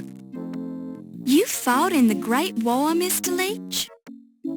Yes, I did, Miss Bo. I came back with a plate in my head and a chest full of medals, and then I couldn't get a job to save my soul. I'm sorry to hear that.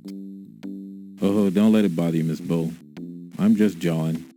I'm doing fine now.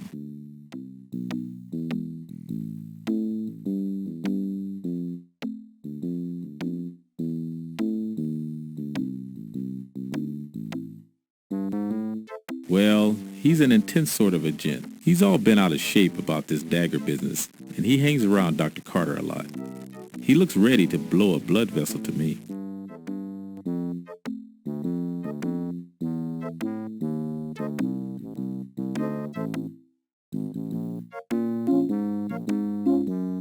Why, that's me, Miss Bo. Ernie Leach. I thought you reporters were supposed to have good memories.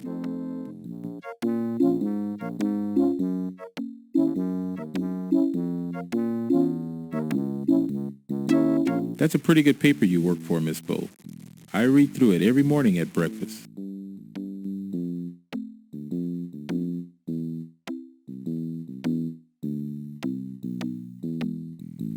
Our local cops are okay, I guess. They never give me too much of a hard time. I've heard there are some bad apples on the force, though. At least it isn't as bad as Chicago.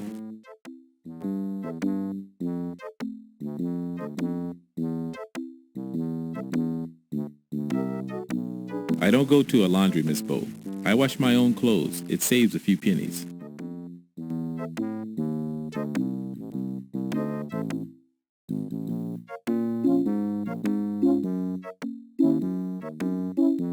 I'm not fond of the docks myself, Miss Bo.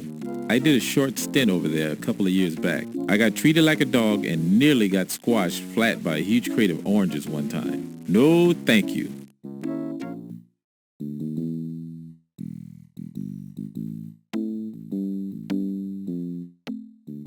At first, I wasn't sure I'd like it here in this big, spooky old place. But it was so peaceful at night, and there's so many interesting things everywhere. I really enjoy it now.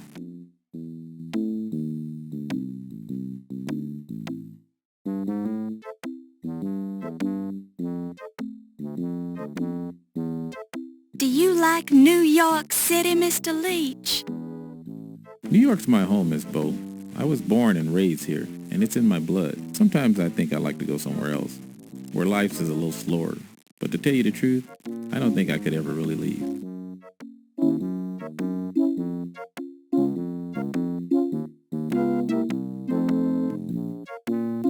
Well, a lot of people think those places are the cat's pajamas. I used to go to them a lot, right after I got back from the war. I don't so much anymore.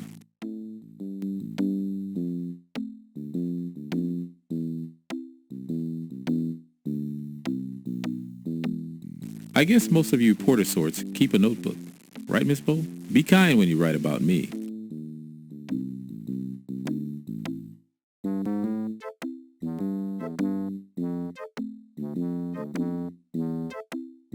Well, isn't that interesting, Miss Bo? I guess you reporters have to look carefully for your clues.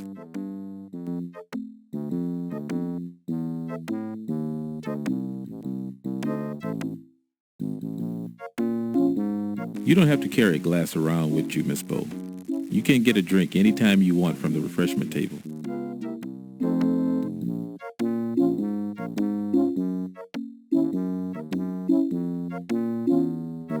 Oh, this whole place is full of bones, Miss Bo. If you want to know what it is, ask Dr. Miklos.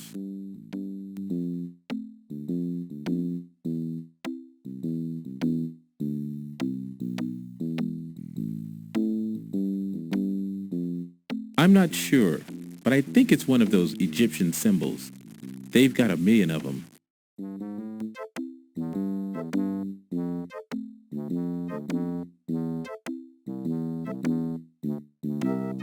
Yeah, I've noticed old Pippin carrying a notepad around.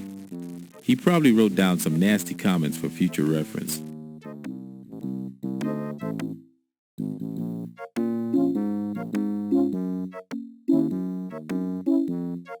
I don't have much use for carbon paper.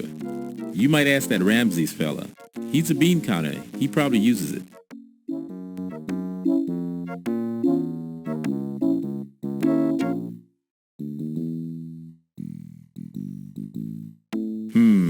We burned charcoal in the museum furnace, Miss Bo. It might have come from there.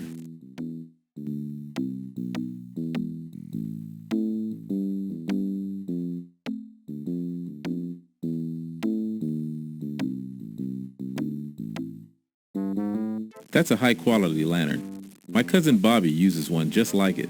He works in a mine in Pennsylvania.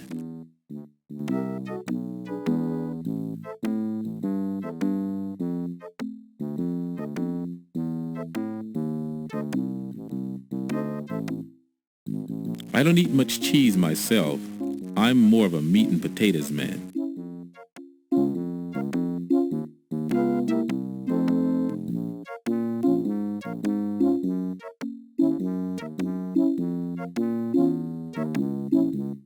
Now, where did you get that, Miss Bo?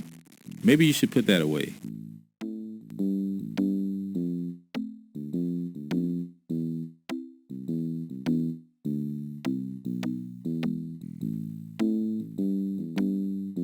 Good Lord, that fella has a rap sheet a mile long. I hope I never meet up with him.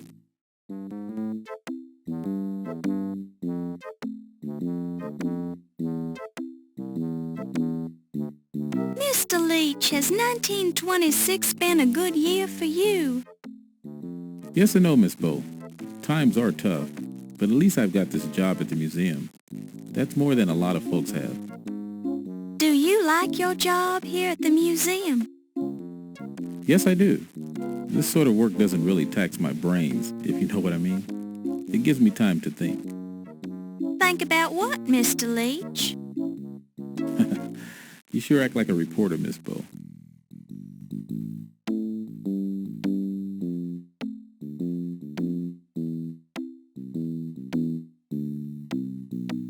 Mr. Leach, do you have any idea who might have taken the Dagger of Amon Ra? I sure don't. Well, I halfway wonder if it wasn't one of those Egyptian fellas. They probably think I took it. Was the dagger well guarded? Oh, sure. It was locked up tighter than a drum. Somebody really pulled a fast one.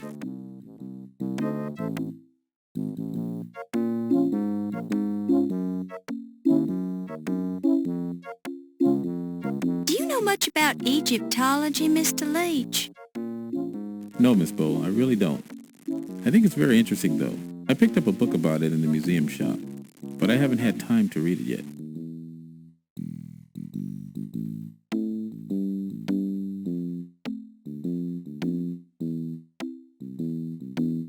Hey, that's some of that Egyptian writing. I've seen it in the Ancient Egypt exhibit. Dr. Carter sure is proud of that display.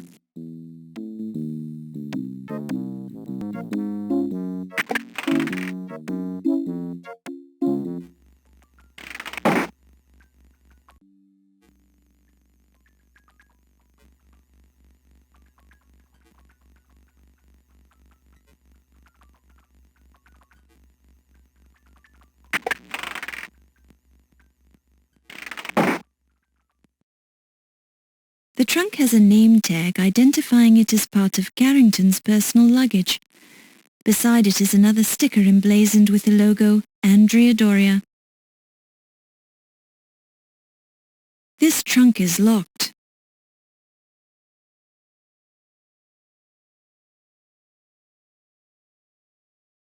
You find plenty of scratches, dents and gouges, but nothing unusual for a steamer trunk.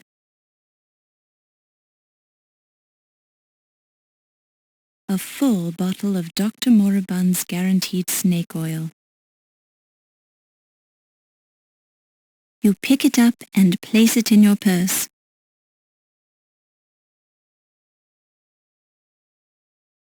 It's Olympia's ferret, Daisy.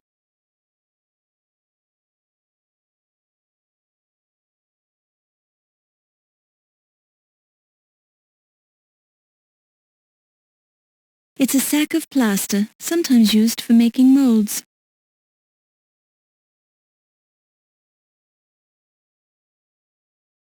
It's the door to the Mammalogy Lab's cold storage locker.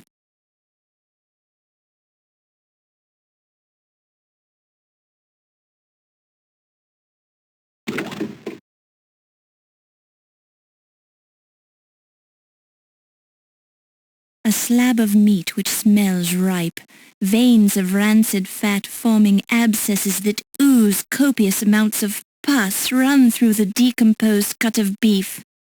Yum, just like Mom used to make.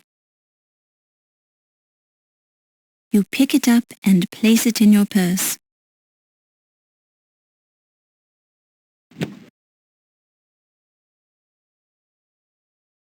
The poster outlines basic dissection and preservation techniques. You scan it quickly, just in case you decide to make a change in your career. The word gorilla has been stenciled across the label of this large crate. Somebody's crossed out gorilla and scrawled Sasquatch underneath. Curator humor. The word wildebeest is stenciled on the crate's label. You're not quite curious enough to open up the crate and see what a wildebeest looks like. The word hippo has been stenciled on this crate's label, but somehow you find it difficult to believe that there's a whole hippo in this box. There's an odd assortment of tools hung on the wall. Some of the more hideous-looking implements are probably used for the practice of taxidermy. None of them appear particularly useful to you. An empty canister stands in the corner, offering no clue as to what it once contained. There's an array of lab equipment scattered around the top of the table.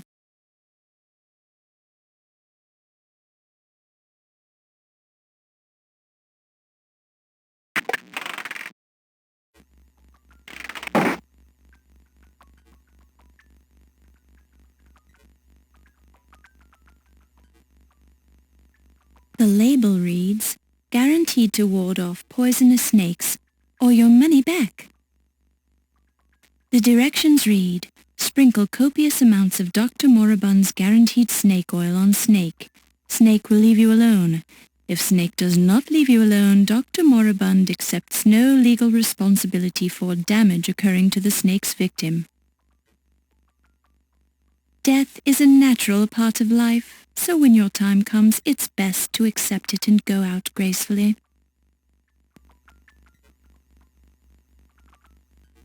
A full bottle of Dr. Moribund's guaranteed snake oil.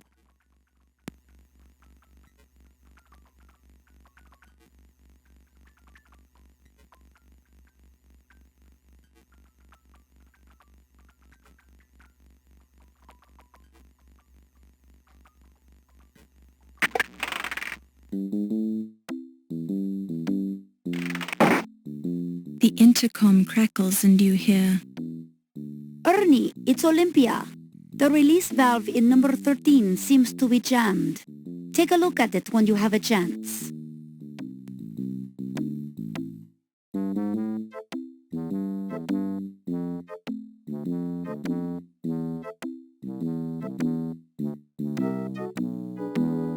This curious device is a lasso at the end of a pole used for the humane capture of snakes in the wild, or wild snakes, or something like that.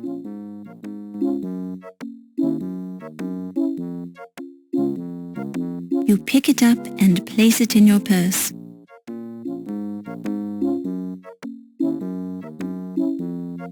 An old toolbox.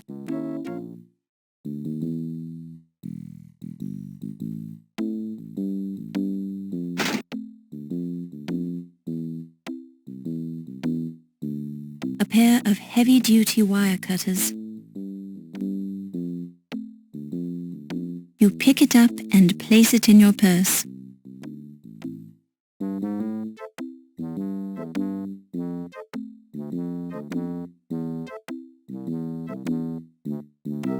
Ernie's index to the stored items in the alcohol vats.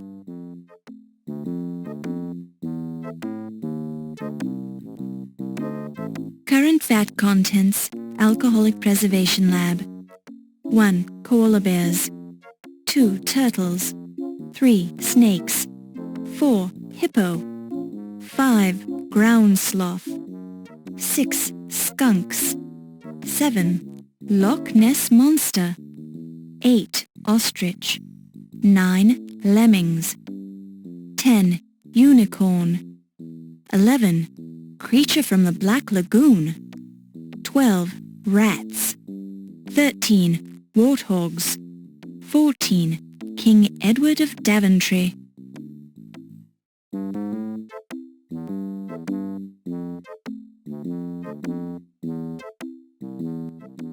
A mop and a broom. Tiny locks secure them to the wall, since the cleaning man is worried about people stealing his cleaning supplies.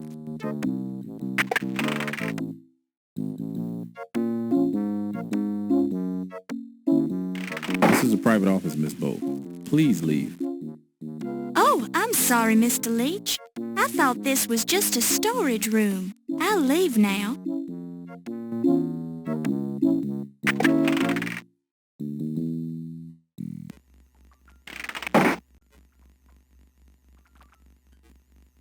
A dusty specimen examination table with a drain at one end. The drain in the floor smells of alcohol. A wooden workbench loaded with many empty glass containers that smell of alcohol, although one of them is full of an oily liquid. The desk is dusty, giving you the impression that it's not used very often.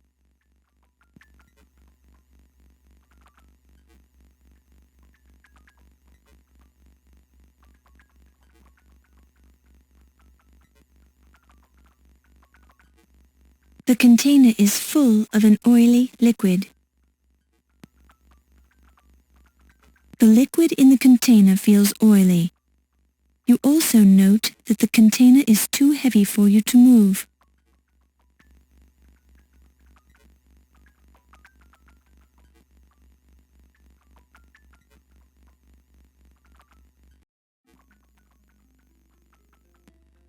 Vat 1. Small marsupials are floating in the murky liquid.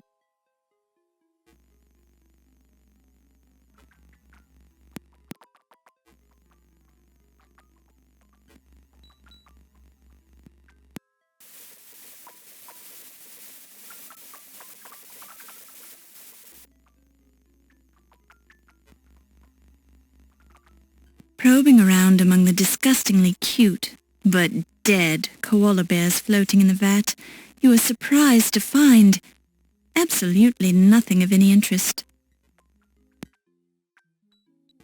Boy, the alcohol fumes sure are strong in here.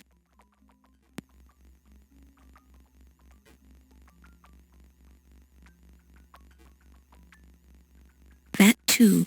Peering through the glass, you see a turtle floating nearby in the liquid.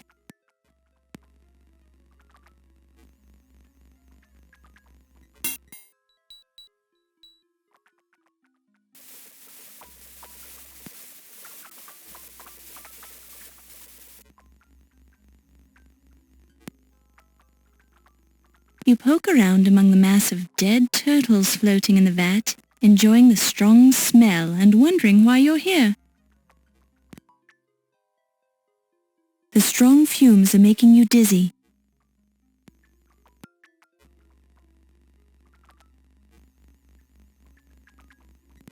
Vat 3. Very long tubular shapes, like lengths of thick rope, are floating in the murky liquid.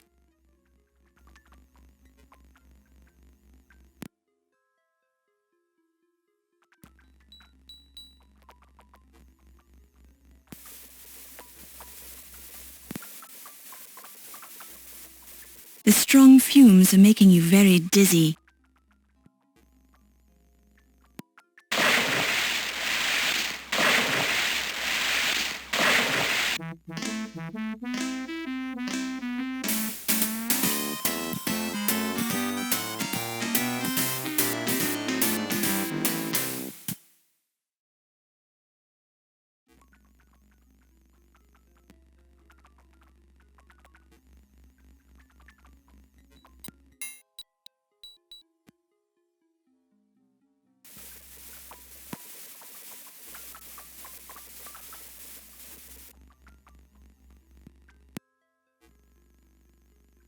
Poking around among the mass of dead snakes in this vat seems very similar to stirring spaghetti in a pot of water, except for the smell. Boy, the alcohol fumes sure are strong in here.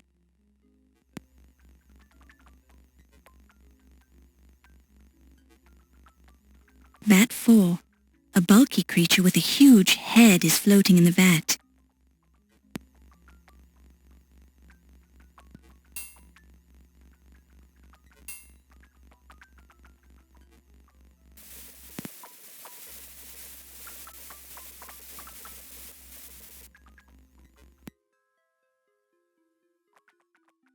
There's a dead hippo in this vat, and he's not happy.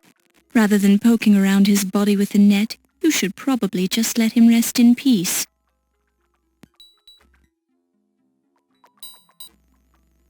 The strong fumes are making you dizzy.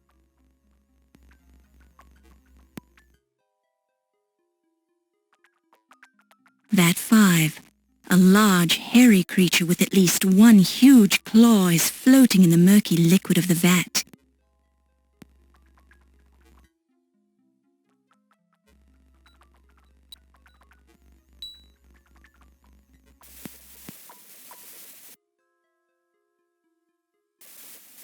The strong fumes are making you very dizzy.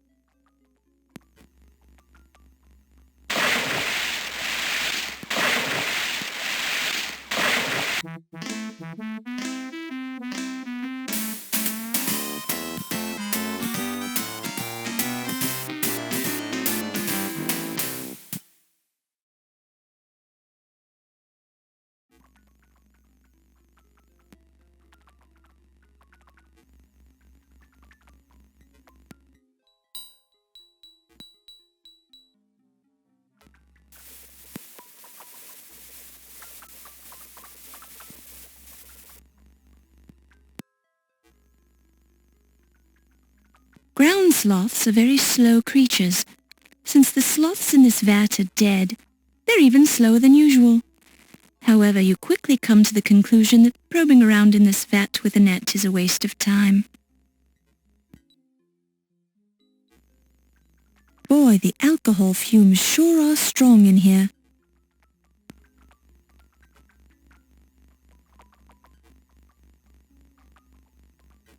Vat 6.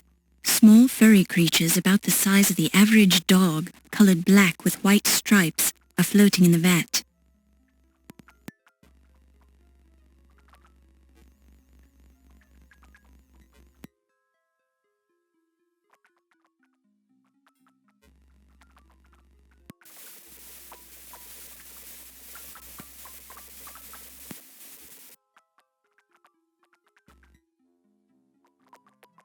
This vat gives off the delicate aroma of alcohol mixed with skunk, possibly because it's full of skunks and nothing else. The strong fumes are making you dizzy.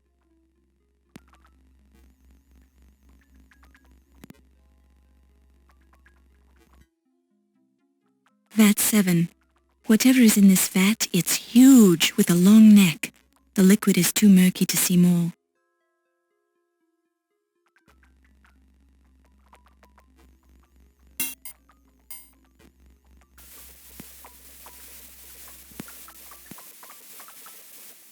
The strong fumes are making you very dizzy.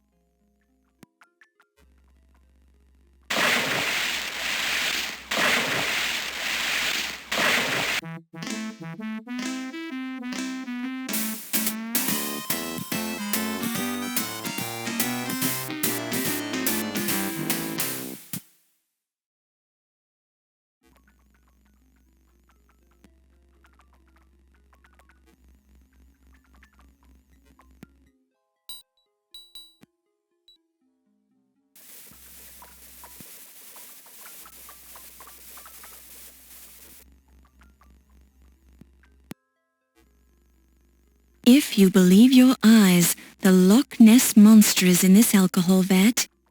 Now you know why this museum has such a fine reputation for its collection of alcoholic specimens.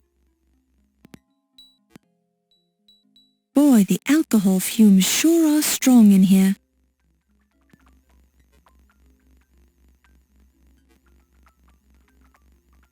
Vat 8. A thick body with two long bird-like legs and a long neck ending in a small head floats in the vat.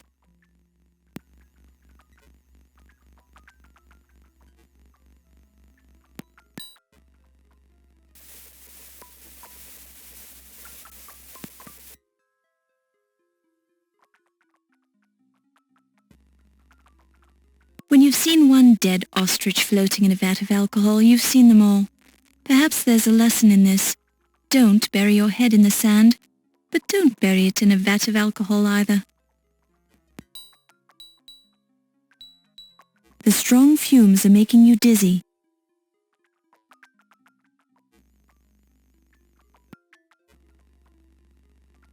Vat 9.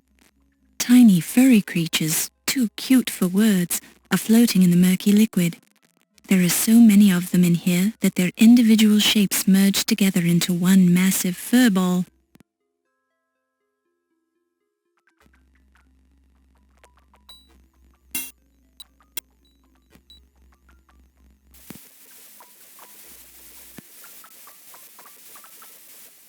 The strong fumes are making you very dizzy.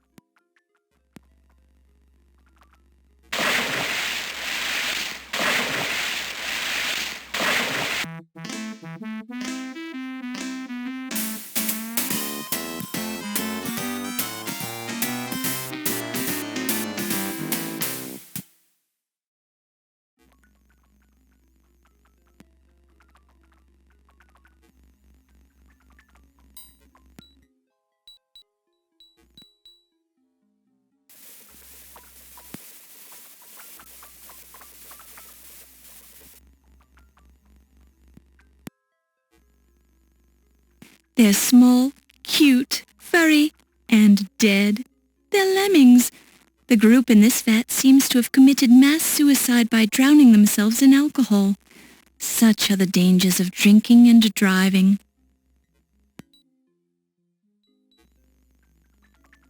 Boy, the alcohol fumes sure are strong in here.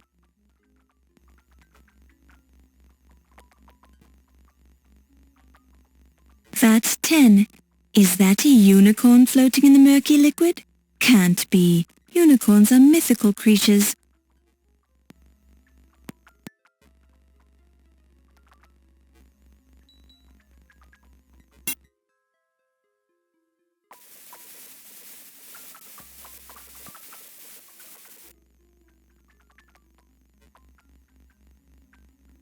Probing around in the vat with the net, you find nothing more than an ordinary dead unicorn, possibly left over from a King's Quest game. The strong fumes are making you dizzy.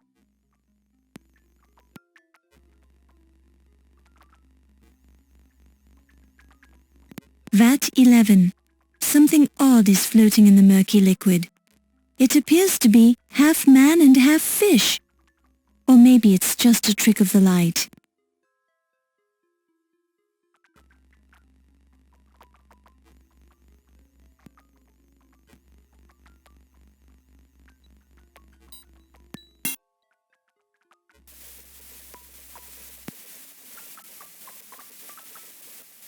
The strong fumes are making you very dizzy.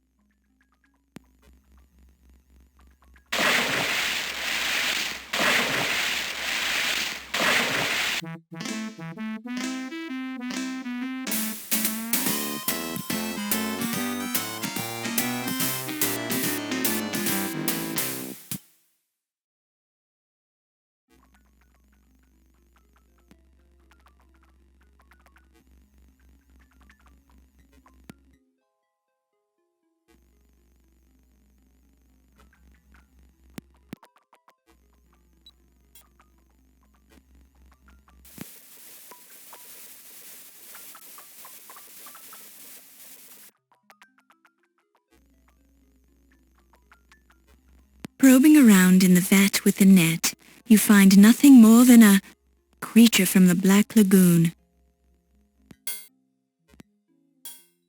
Boy, the alcohol fumes sure are strong in here.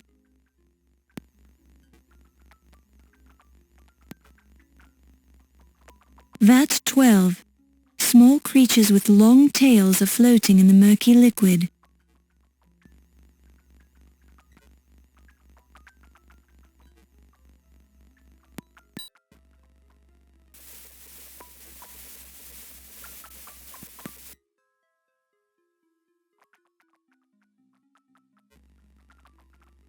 Probing around among the floating rat corpses with your net, you are startled to find many more floating rat corpses.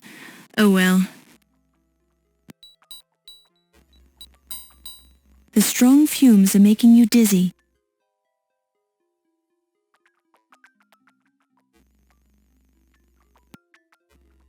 Vat 13. Indistinct shapes are floating in the murky liquid. None of the creatures are close enough to the glass to see what they are.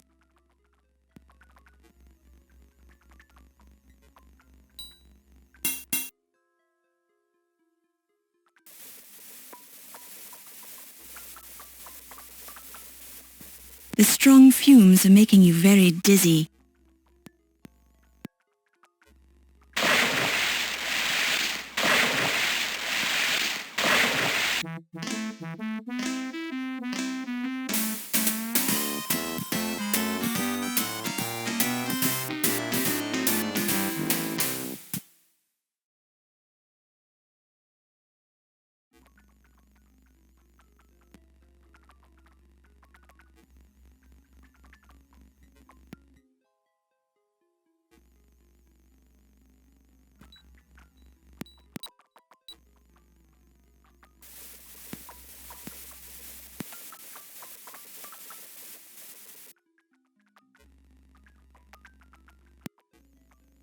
Could it be?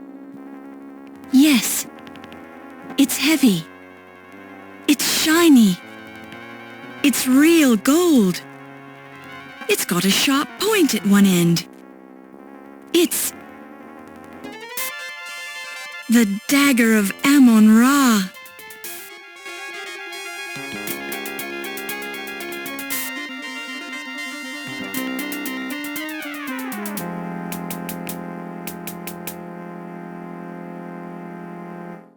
You pick it up and place it in your purse. Boy, the alcohol fumes sure are strong in here.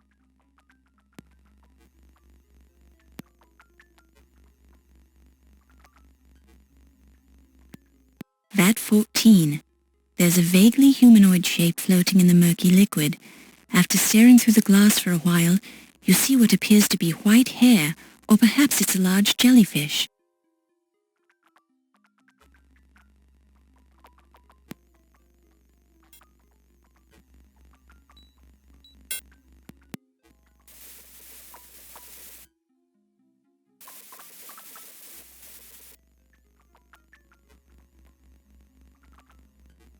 Wielding your skimming net with authority, you probe around in the vat, completely ignoring the corpse of a king who keeps getting in the way of your search.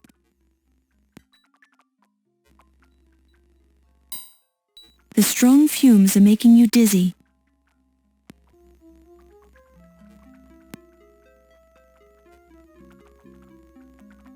The container is full of an oily liquid. The strong smell of the oily liquid reminds you of the snake oil, leading you to speculate that it is in fact snake oil.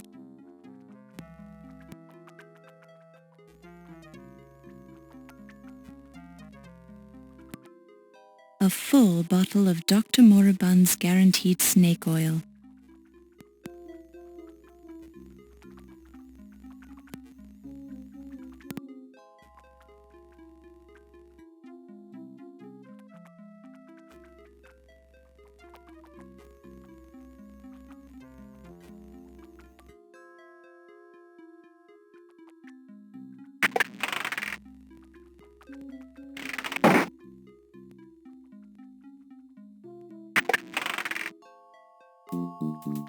Fräulein Boll, this laboratory is dangerous and verboten to the public.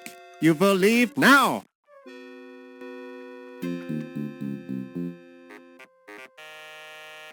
I will not warn you again, Fräulein. Leave this laboratory immediately.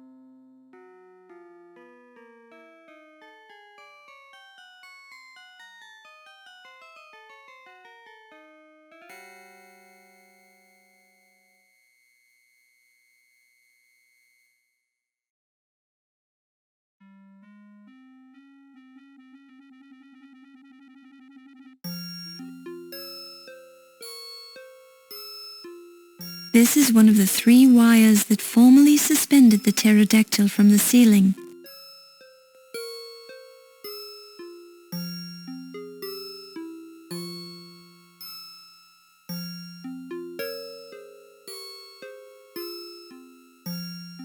This is one of the 3 wires that did a less than satisfactory job of keeping the pterodactyl suspended over the museum floor near the overhead catwalk.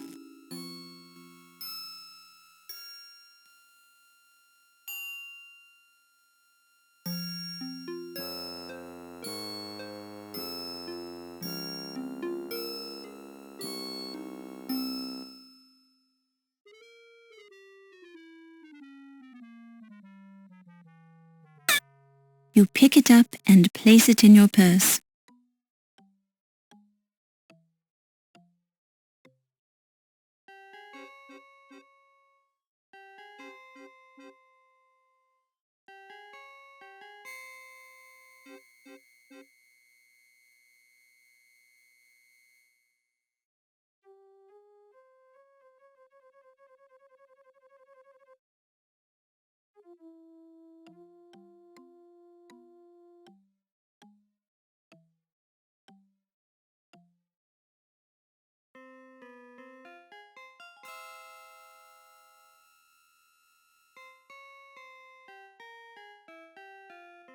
A typical light-hearted painting by anonymous Bosch called A Heartwarming Story, depicting dead humans being tormented by skeletons and demons in hell.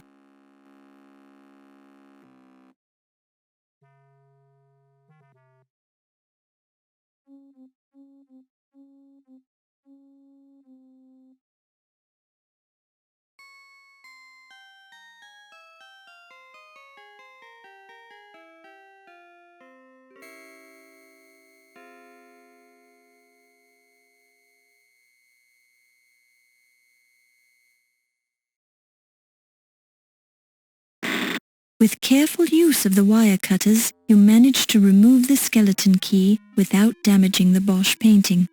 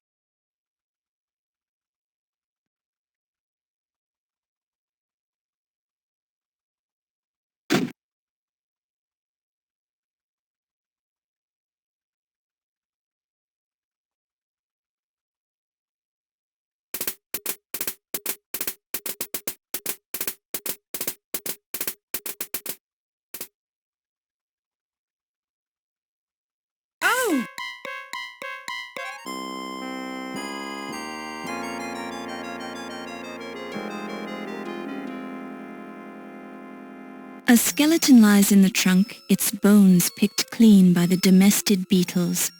They've efficiently removed every last shred of flesh, making the skeleton nearly impossible to identify.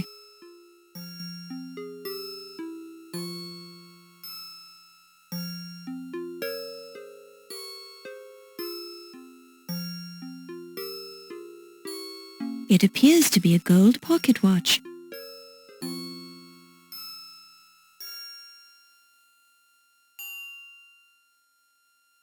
A close look reveals an inscription on the watch. To Dr. Archibald Carrington III for your years of dedicated service, many thanks from your staff at the British Museum. You pick it up and place it in your purse.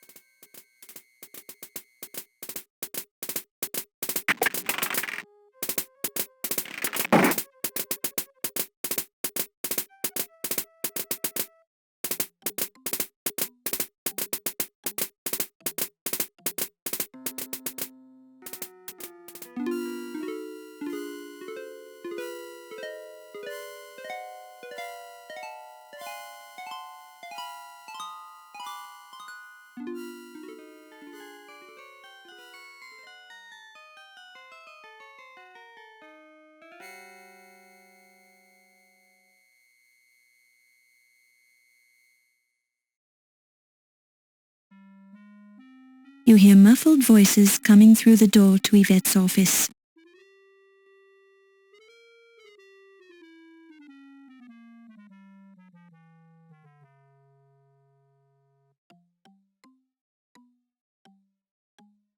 You lied to me. Well, lass, I guess that makes us even. You lied to me. You had something to do with the dagger burglary. You've been sleeping with someone else. I saw you go off with that dock worker. I've never slept with Steve, and this Ziggy fellow, he told me about you and the dagger. And you believed that little weasel. I've arrested the man more times than I can count. The Ziggy, I know him a long time. He would not lie to me. That man'd lie to his own mother if someone paid him for it. Ziggy, he says you were working with the Carrington to steal the dagger. Lies! You can't be trusting the man. If he wasn't already dead, I'd pound the truth out of him. Maybe you already did. Were you sleeping with the little rat then? Of course not. You really surprise me, lass. I'd think you grew up on the streets accusing me of burglary like that. Where I grew up doesn't matter, does it? The important thing is... Wait, did you hear something at the door? Yeah, I was hearing it too. Keep your voice down then.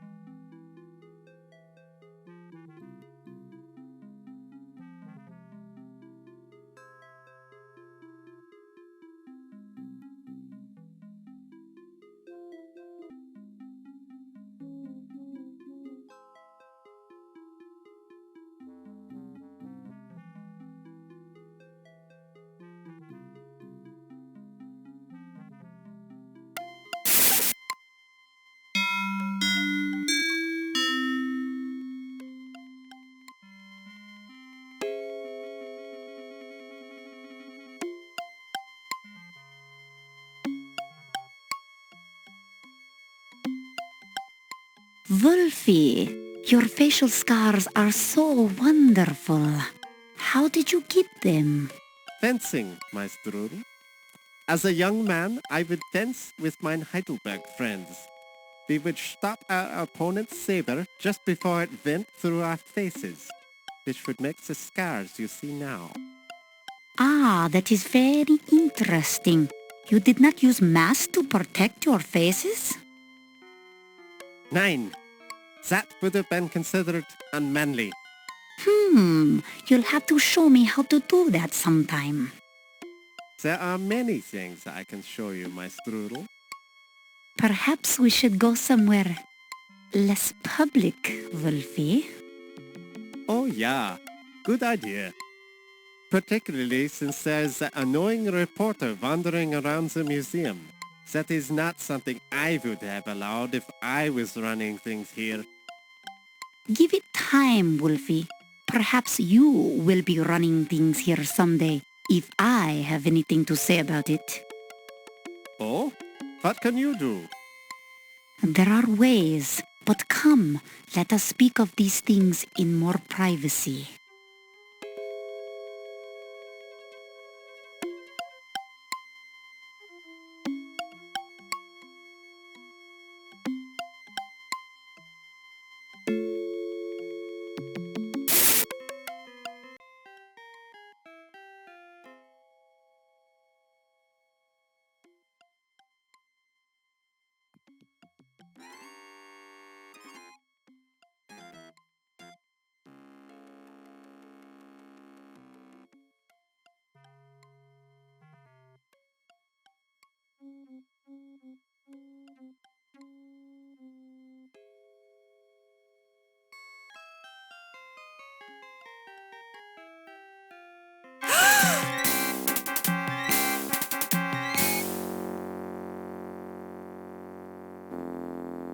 Ernie's head lolls back limply.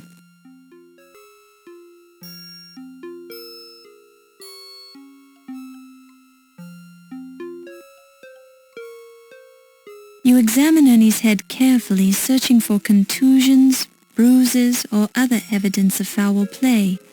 You see little, but you do notice a faint odor, not immediately identifiable.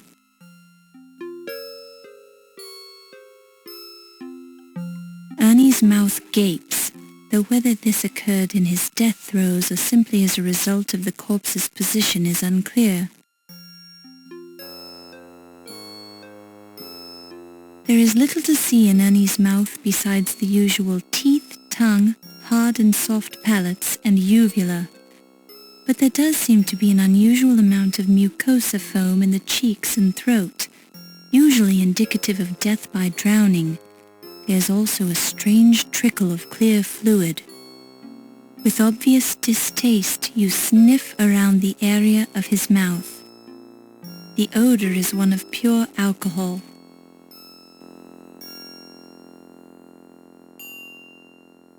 Ernie's eyes are bulging in a peculiar way, leading you to believe he either choked, drowned, or was frightened to death.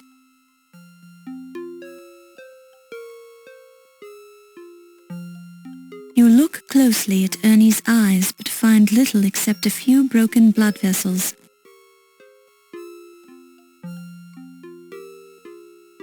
Ernie's ears appear normal. You inspect Ernie's ears closely and find nothing except the usual earwax. This arm is flung out to the side as if to say, "I'm completely limp." Despite your closest examination, you find nothing unusual about Ernie's outstretched right arm. Ernie's arm is draped over a tusk in a casual pose. If he weren't dead, he'd look like an ad for menswear. A minute inspection of Ernie's left arm reveals nothing suspicious. The fabric of the shirt appears to be clinging somewhat to Ernie's chest.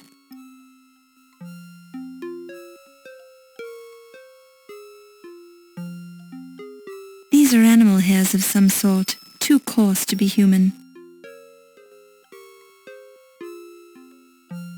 The hairs are bristled and clearly animal in origin, with a faint smell of alcohol. You pick it up and place it in your purse.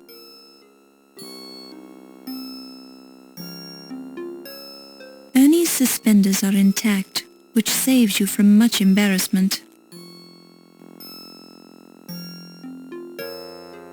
The suspenders are damp but intact and reek of alcohol or something similarly chemical, dry cleaning fluid perhaps. Ernie's pants appear to be clinging somewhat to his legs.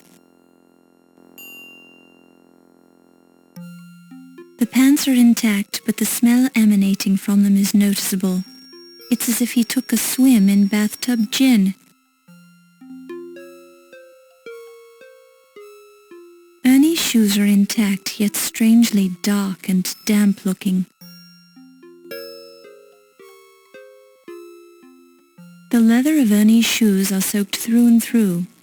The scent is an overpowering mixture of sweat, shoe polish, and alcohol.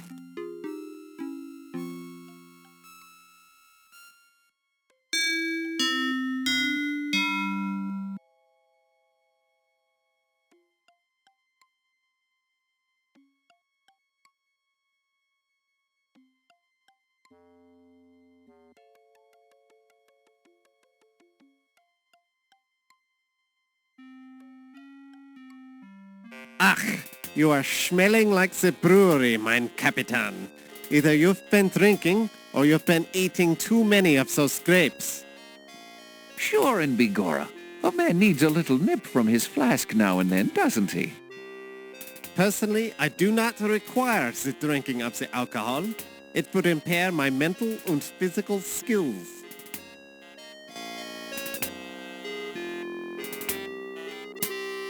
Ernie Leach has been murdered! What was that, lass? Ernie is dead! So, you've finally come to us to confess, is that it? Confess? No! I'm reporting a murder! And you was the first one to find the body again? Well, I guess so. Quite a coincidence, Fräulein. I think we should be interrogating you to learn the truth.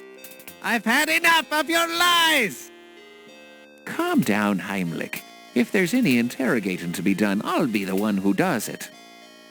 Now then, lass, where did you find the body? The mastodon room. He's hanging from some mastodon tusks. Ach, he's probably just sleeping on the job. No, I'm sure he's dead. Well, I'll go take a look at him then. If I need to talk to you, I'll find you later.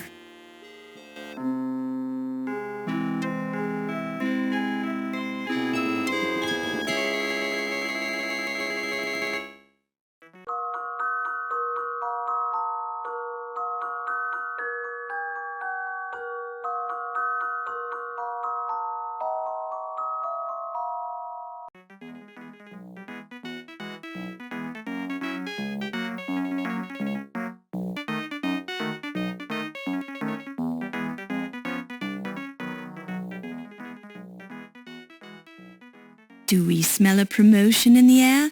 You're doing splendidly.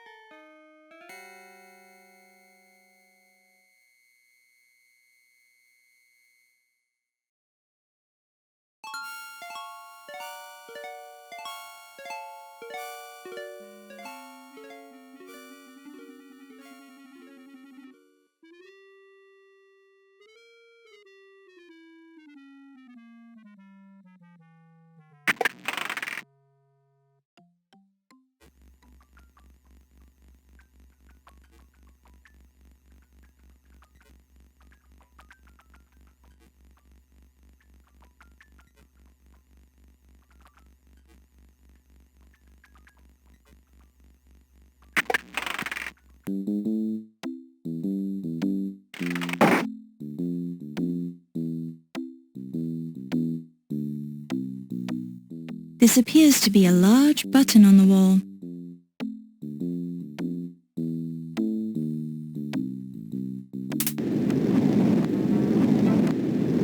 When you push the button, you hear a sliding noise off in the distance, clearly originating outside of this room.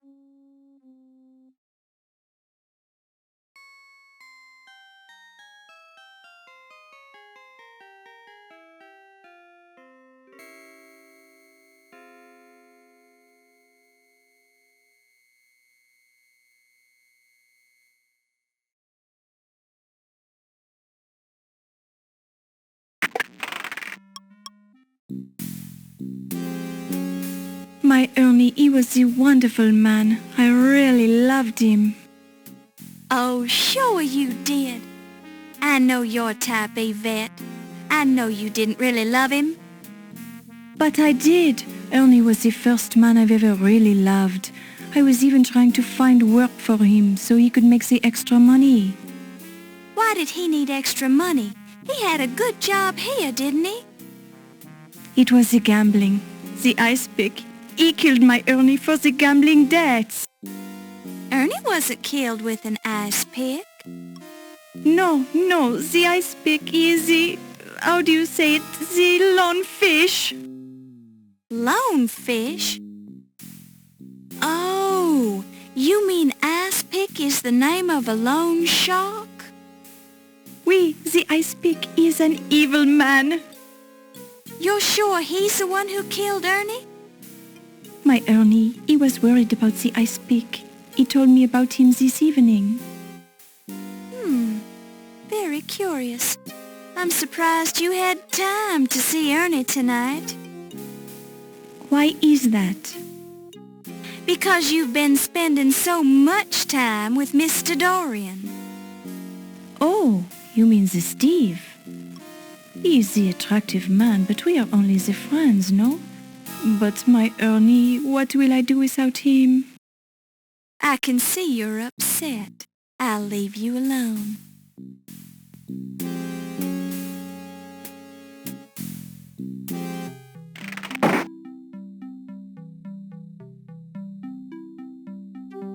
Steve! Mr. Dorian.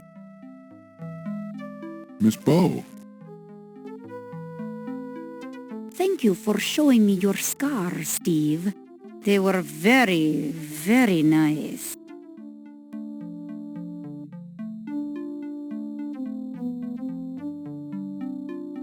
Haven't seen you in a while, Mr. Dorian.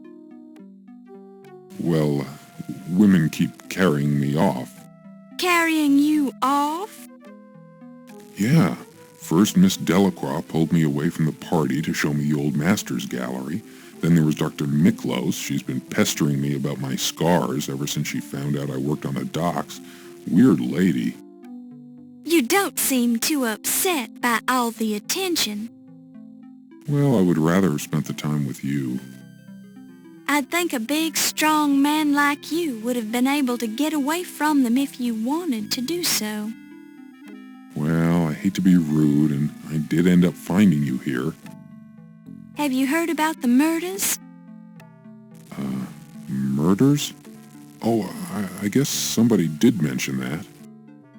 You seem kind of distracted. Yeah, well, I've got news for you, too. I think some of the paintings in the old master's gallery are forgeries. The paint is still wet on some of them. Yes, well, I hardly think that...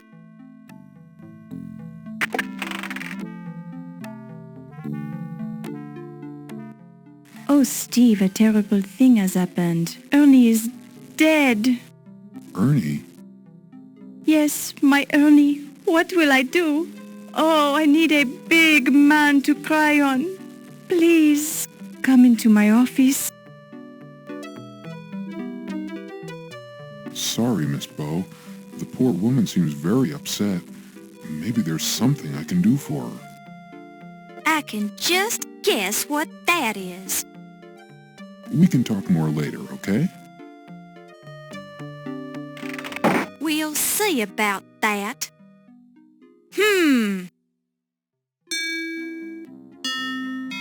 You hear muffled voices coming through the door to Yvette's office.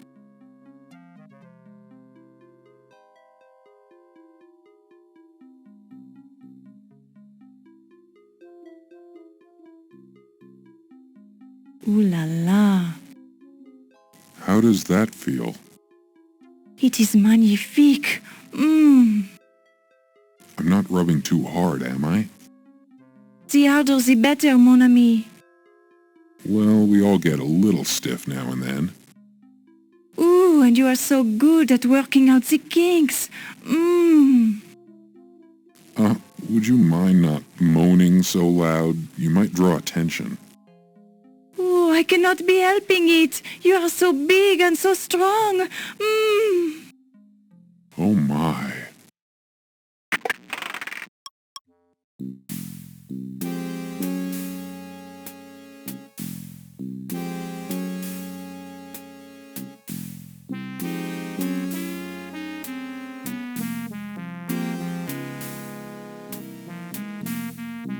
Oh, dear.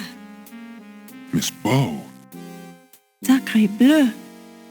I can explain this. I bet you can, Mr. Dorian. I'm just rubbing her neck. Oui, and he does it so well. I'll just leave you two alone. Miss Bow, wait.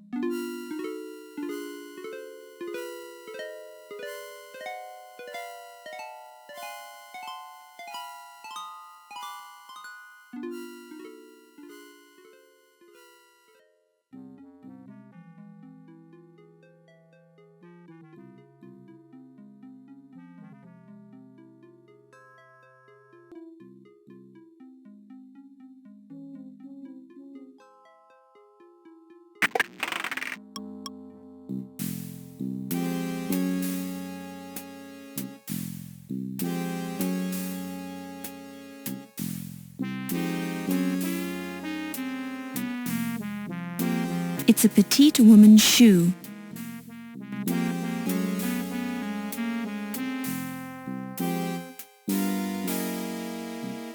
The backs of the high heels on this expensive woman's shoe are heavily scuffed.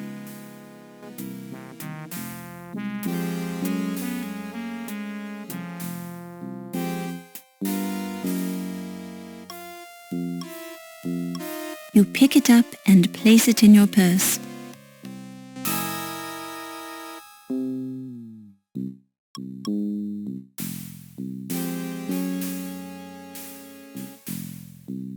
It's on the floor, but it's actually a desk lamp.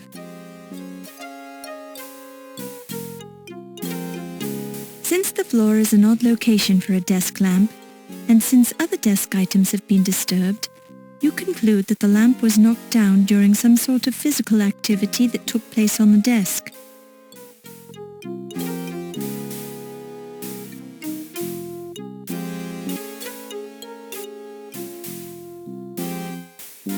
It looks like a shred of clothing fabric. It looks like a piece of fabric torn from Yvette's dress, possibly in a moment of passion.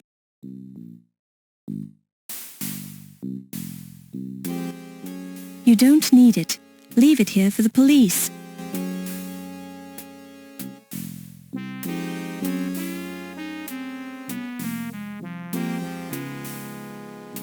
Red hairs. A close look seems to indicate that the red hairs belong to a human.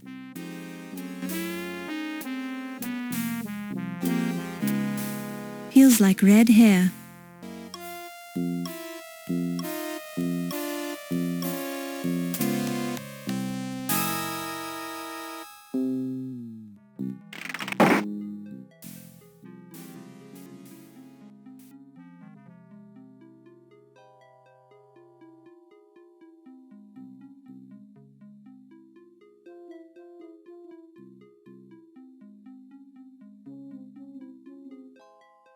The subject of this sculpture looks curiously familiar. The sculpture gives off a strong smell of fresh plaster.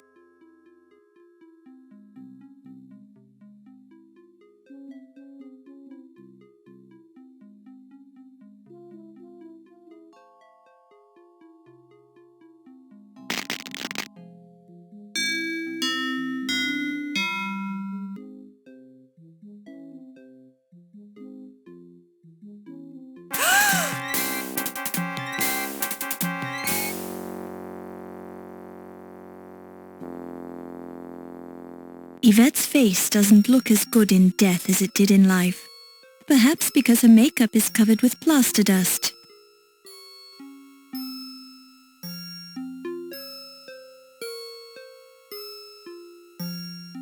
There is plaster in all of the openings on Yvette's face: mouth, nostrils, eyes, ears. She has several scratches on her face, as well as cuts on her lips.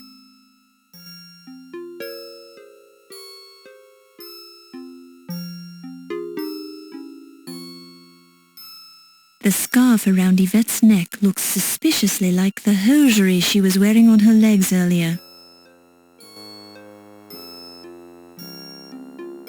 The scarf clearly isn't a scarf. It's the silk hosiery Yvette was wearing earlier in the evening. Her neck under the scarf shows red friction burns, as if she was strangled. This makes you wonder if she died during a passionate moment or had simply developed the habit of wearing silk hose around her neck. Yvette's dress doesn't look as good as it did earlier in the evening. Nice weave in the hardened fabric of the dress.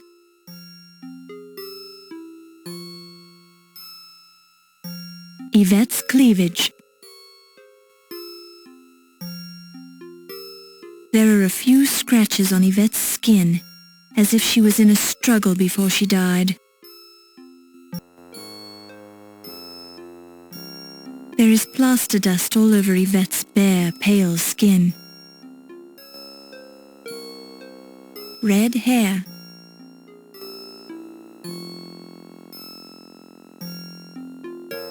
Red hairs. Definitely red hairs, probably human. You pick it up and place it in your purse.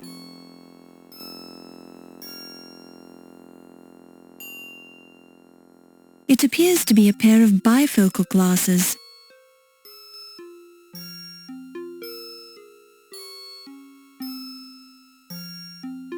It's a pair of bifocal glasses clutched tightly in her fist. There appears to be a fingerprint on one of the lenses of the bifocals, although you have no way to identify it. You pick it up and place it in your purse.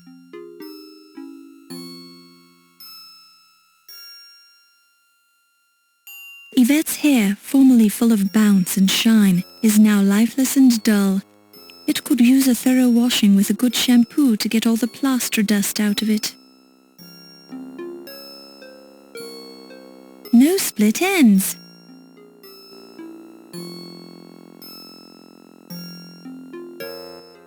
Her plaster-dusted skin feels stiff and cold.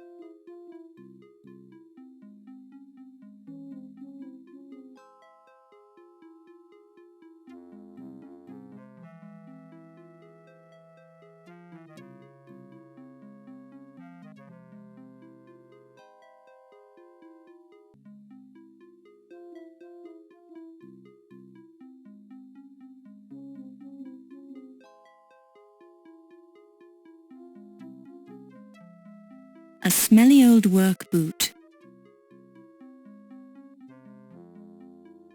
The work boot is size 12 EEE.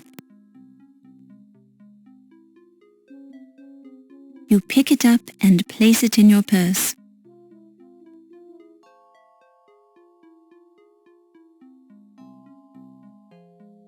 There are a few spots of blood on the floor.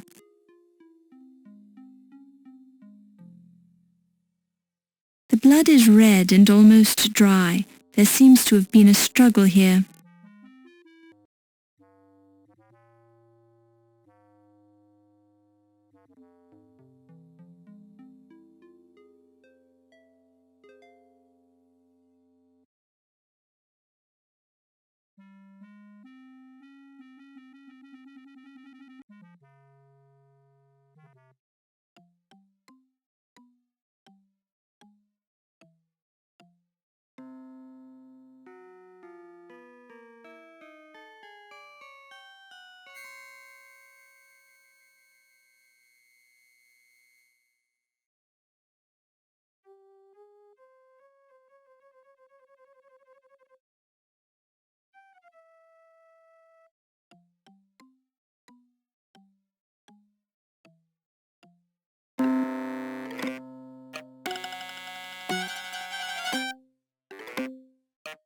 Countess, why are you tied up on my desk?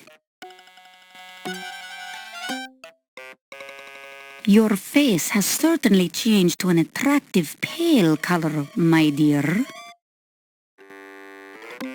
You seem a little under the weather. Are you okay? Oh dear, you don't look well at all. O'Reilly! You want Mr. O'Reilly? Okay, just wait right here and I'll go get him.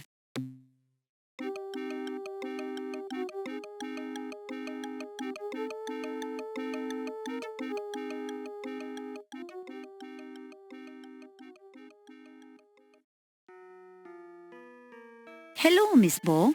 Do you know where Mr. O'Reilly is? Well, no, not exactly. I assume he's still in the museum. Well, I'll find him. If you see him first, would you tell him that the Countess is dying on the desk in my office?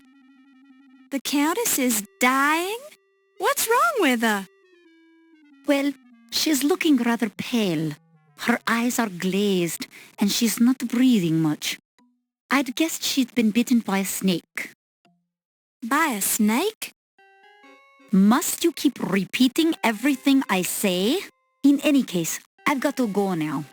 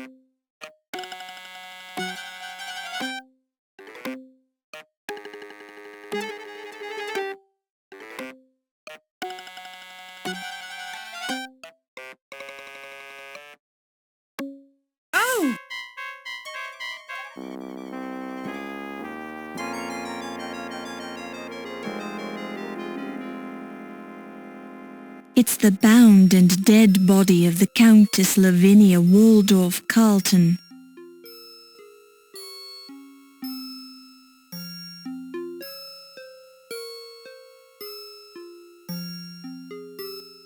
Smelling salts. You pick it up and place it in your purse.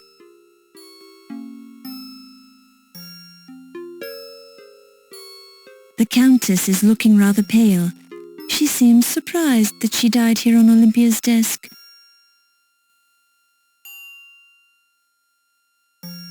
Her bloodshot eyes are open and staring into infinity. Her lips have a bluish tint. There are no signs of violence on or around her face or head. The skin on her hand is as pale as her face, showing minor signs of lividity in the palms.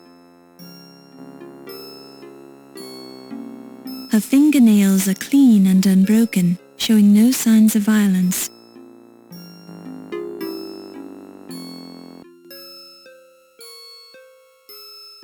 It's the dead leg of the Countess.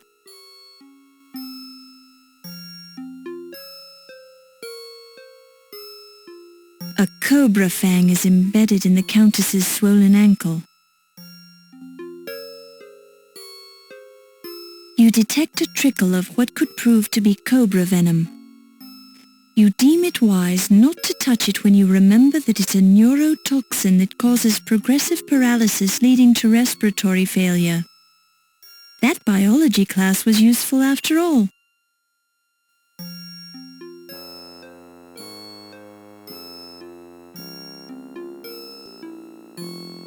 A paper with printed words on it. A scientific paper with the title Social Habits of the Cherrystone Clam.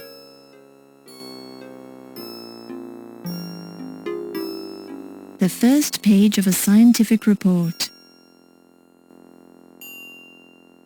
A scientific report on the topic of archaeological excavations in Ahwahnee, California. Looks like an important document. You decide not to read beyond the title, Proceedings of the 20th Annual Conference on Domestids.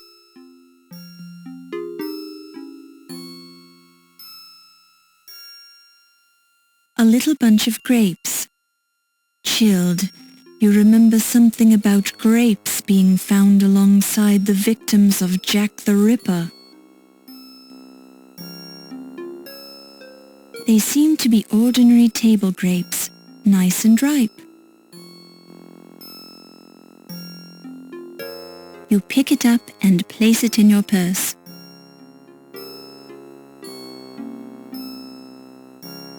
Looks like an important document. You decide not to read beyond the title, Proceedings of the 20th Annual Conference on Domestids.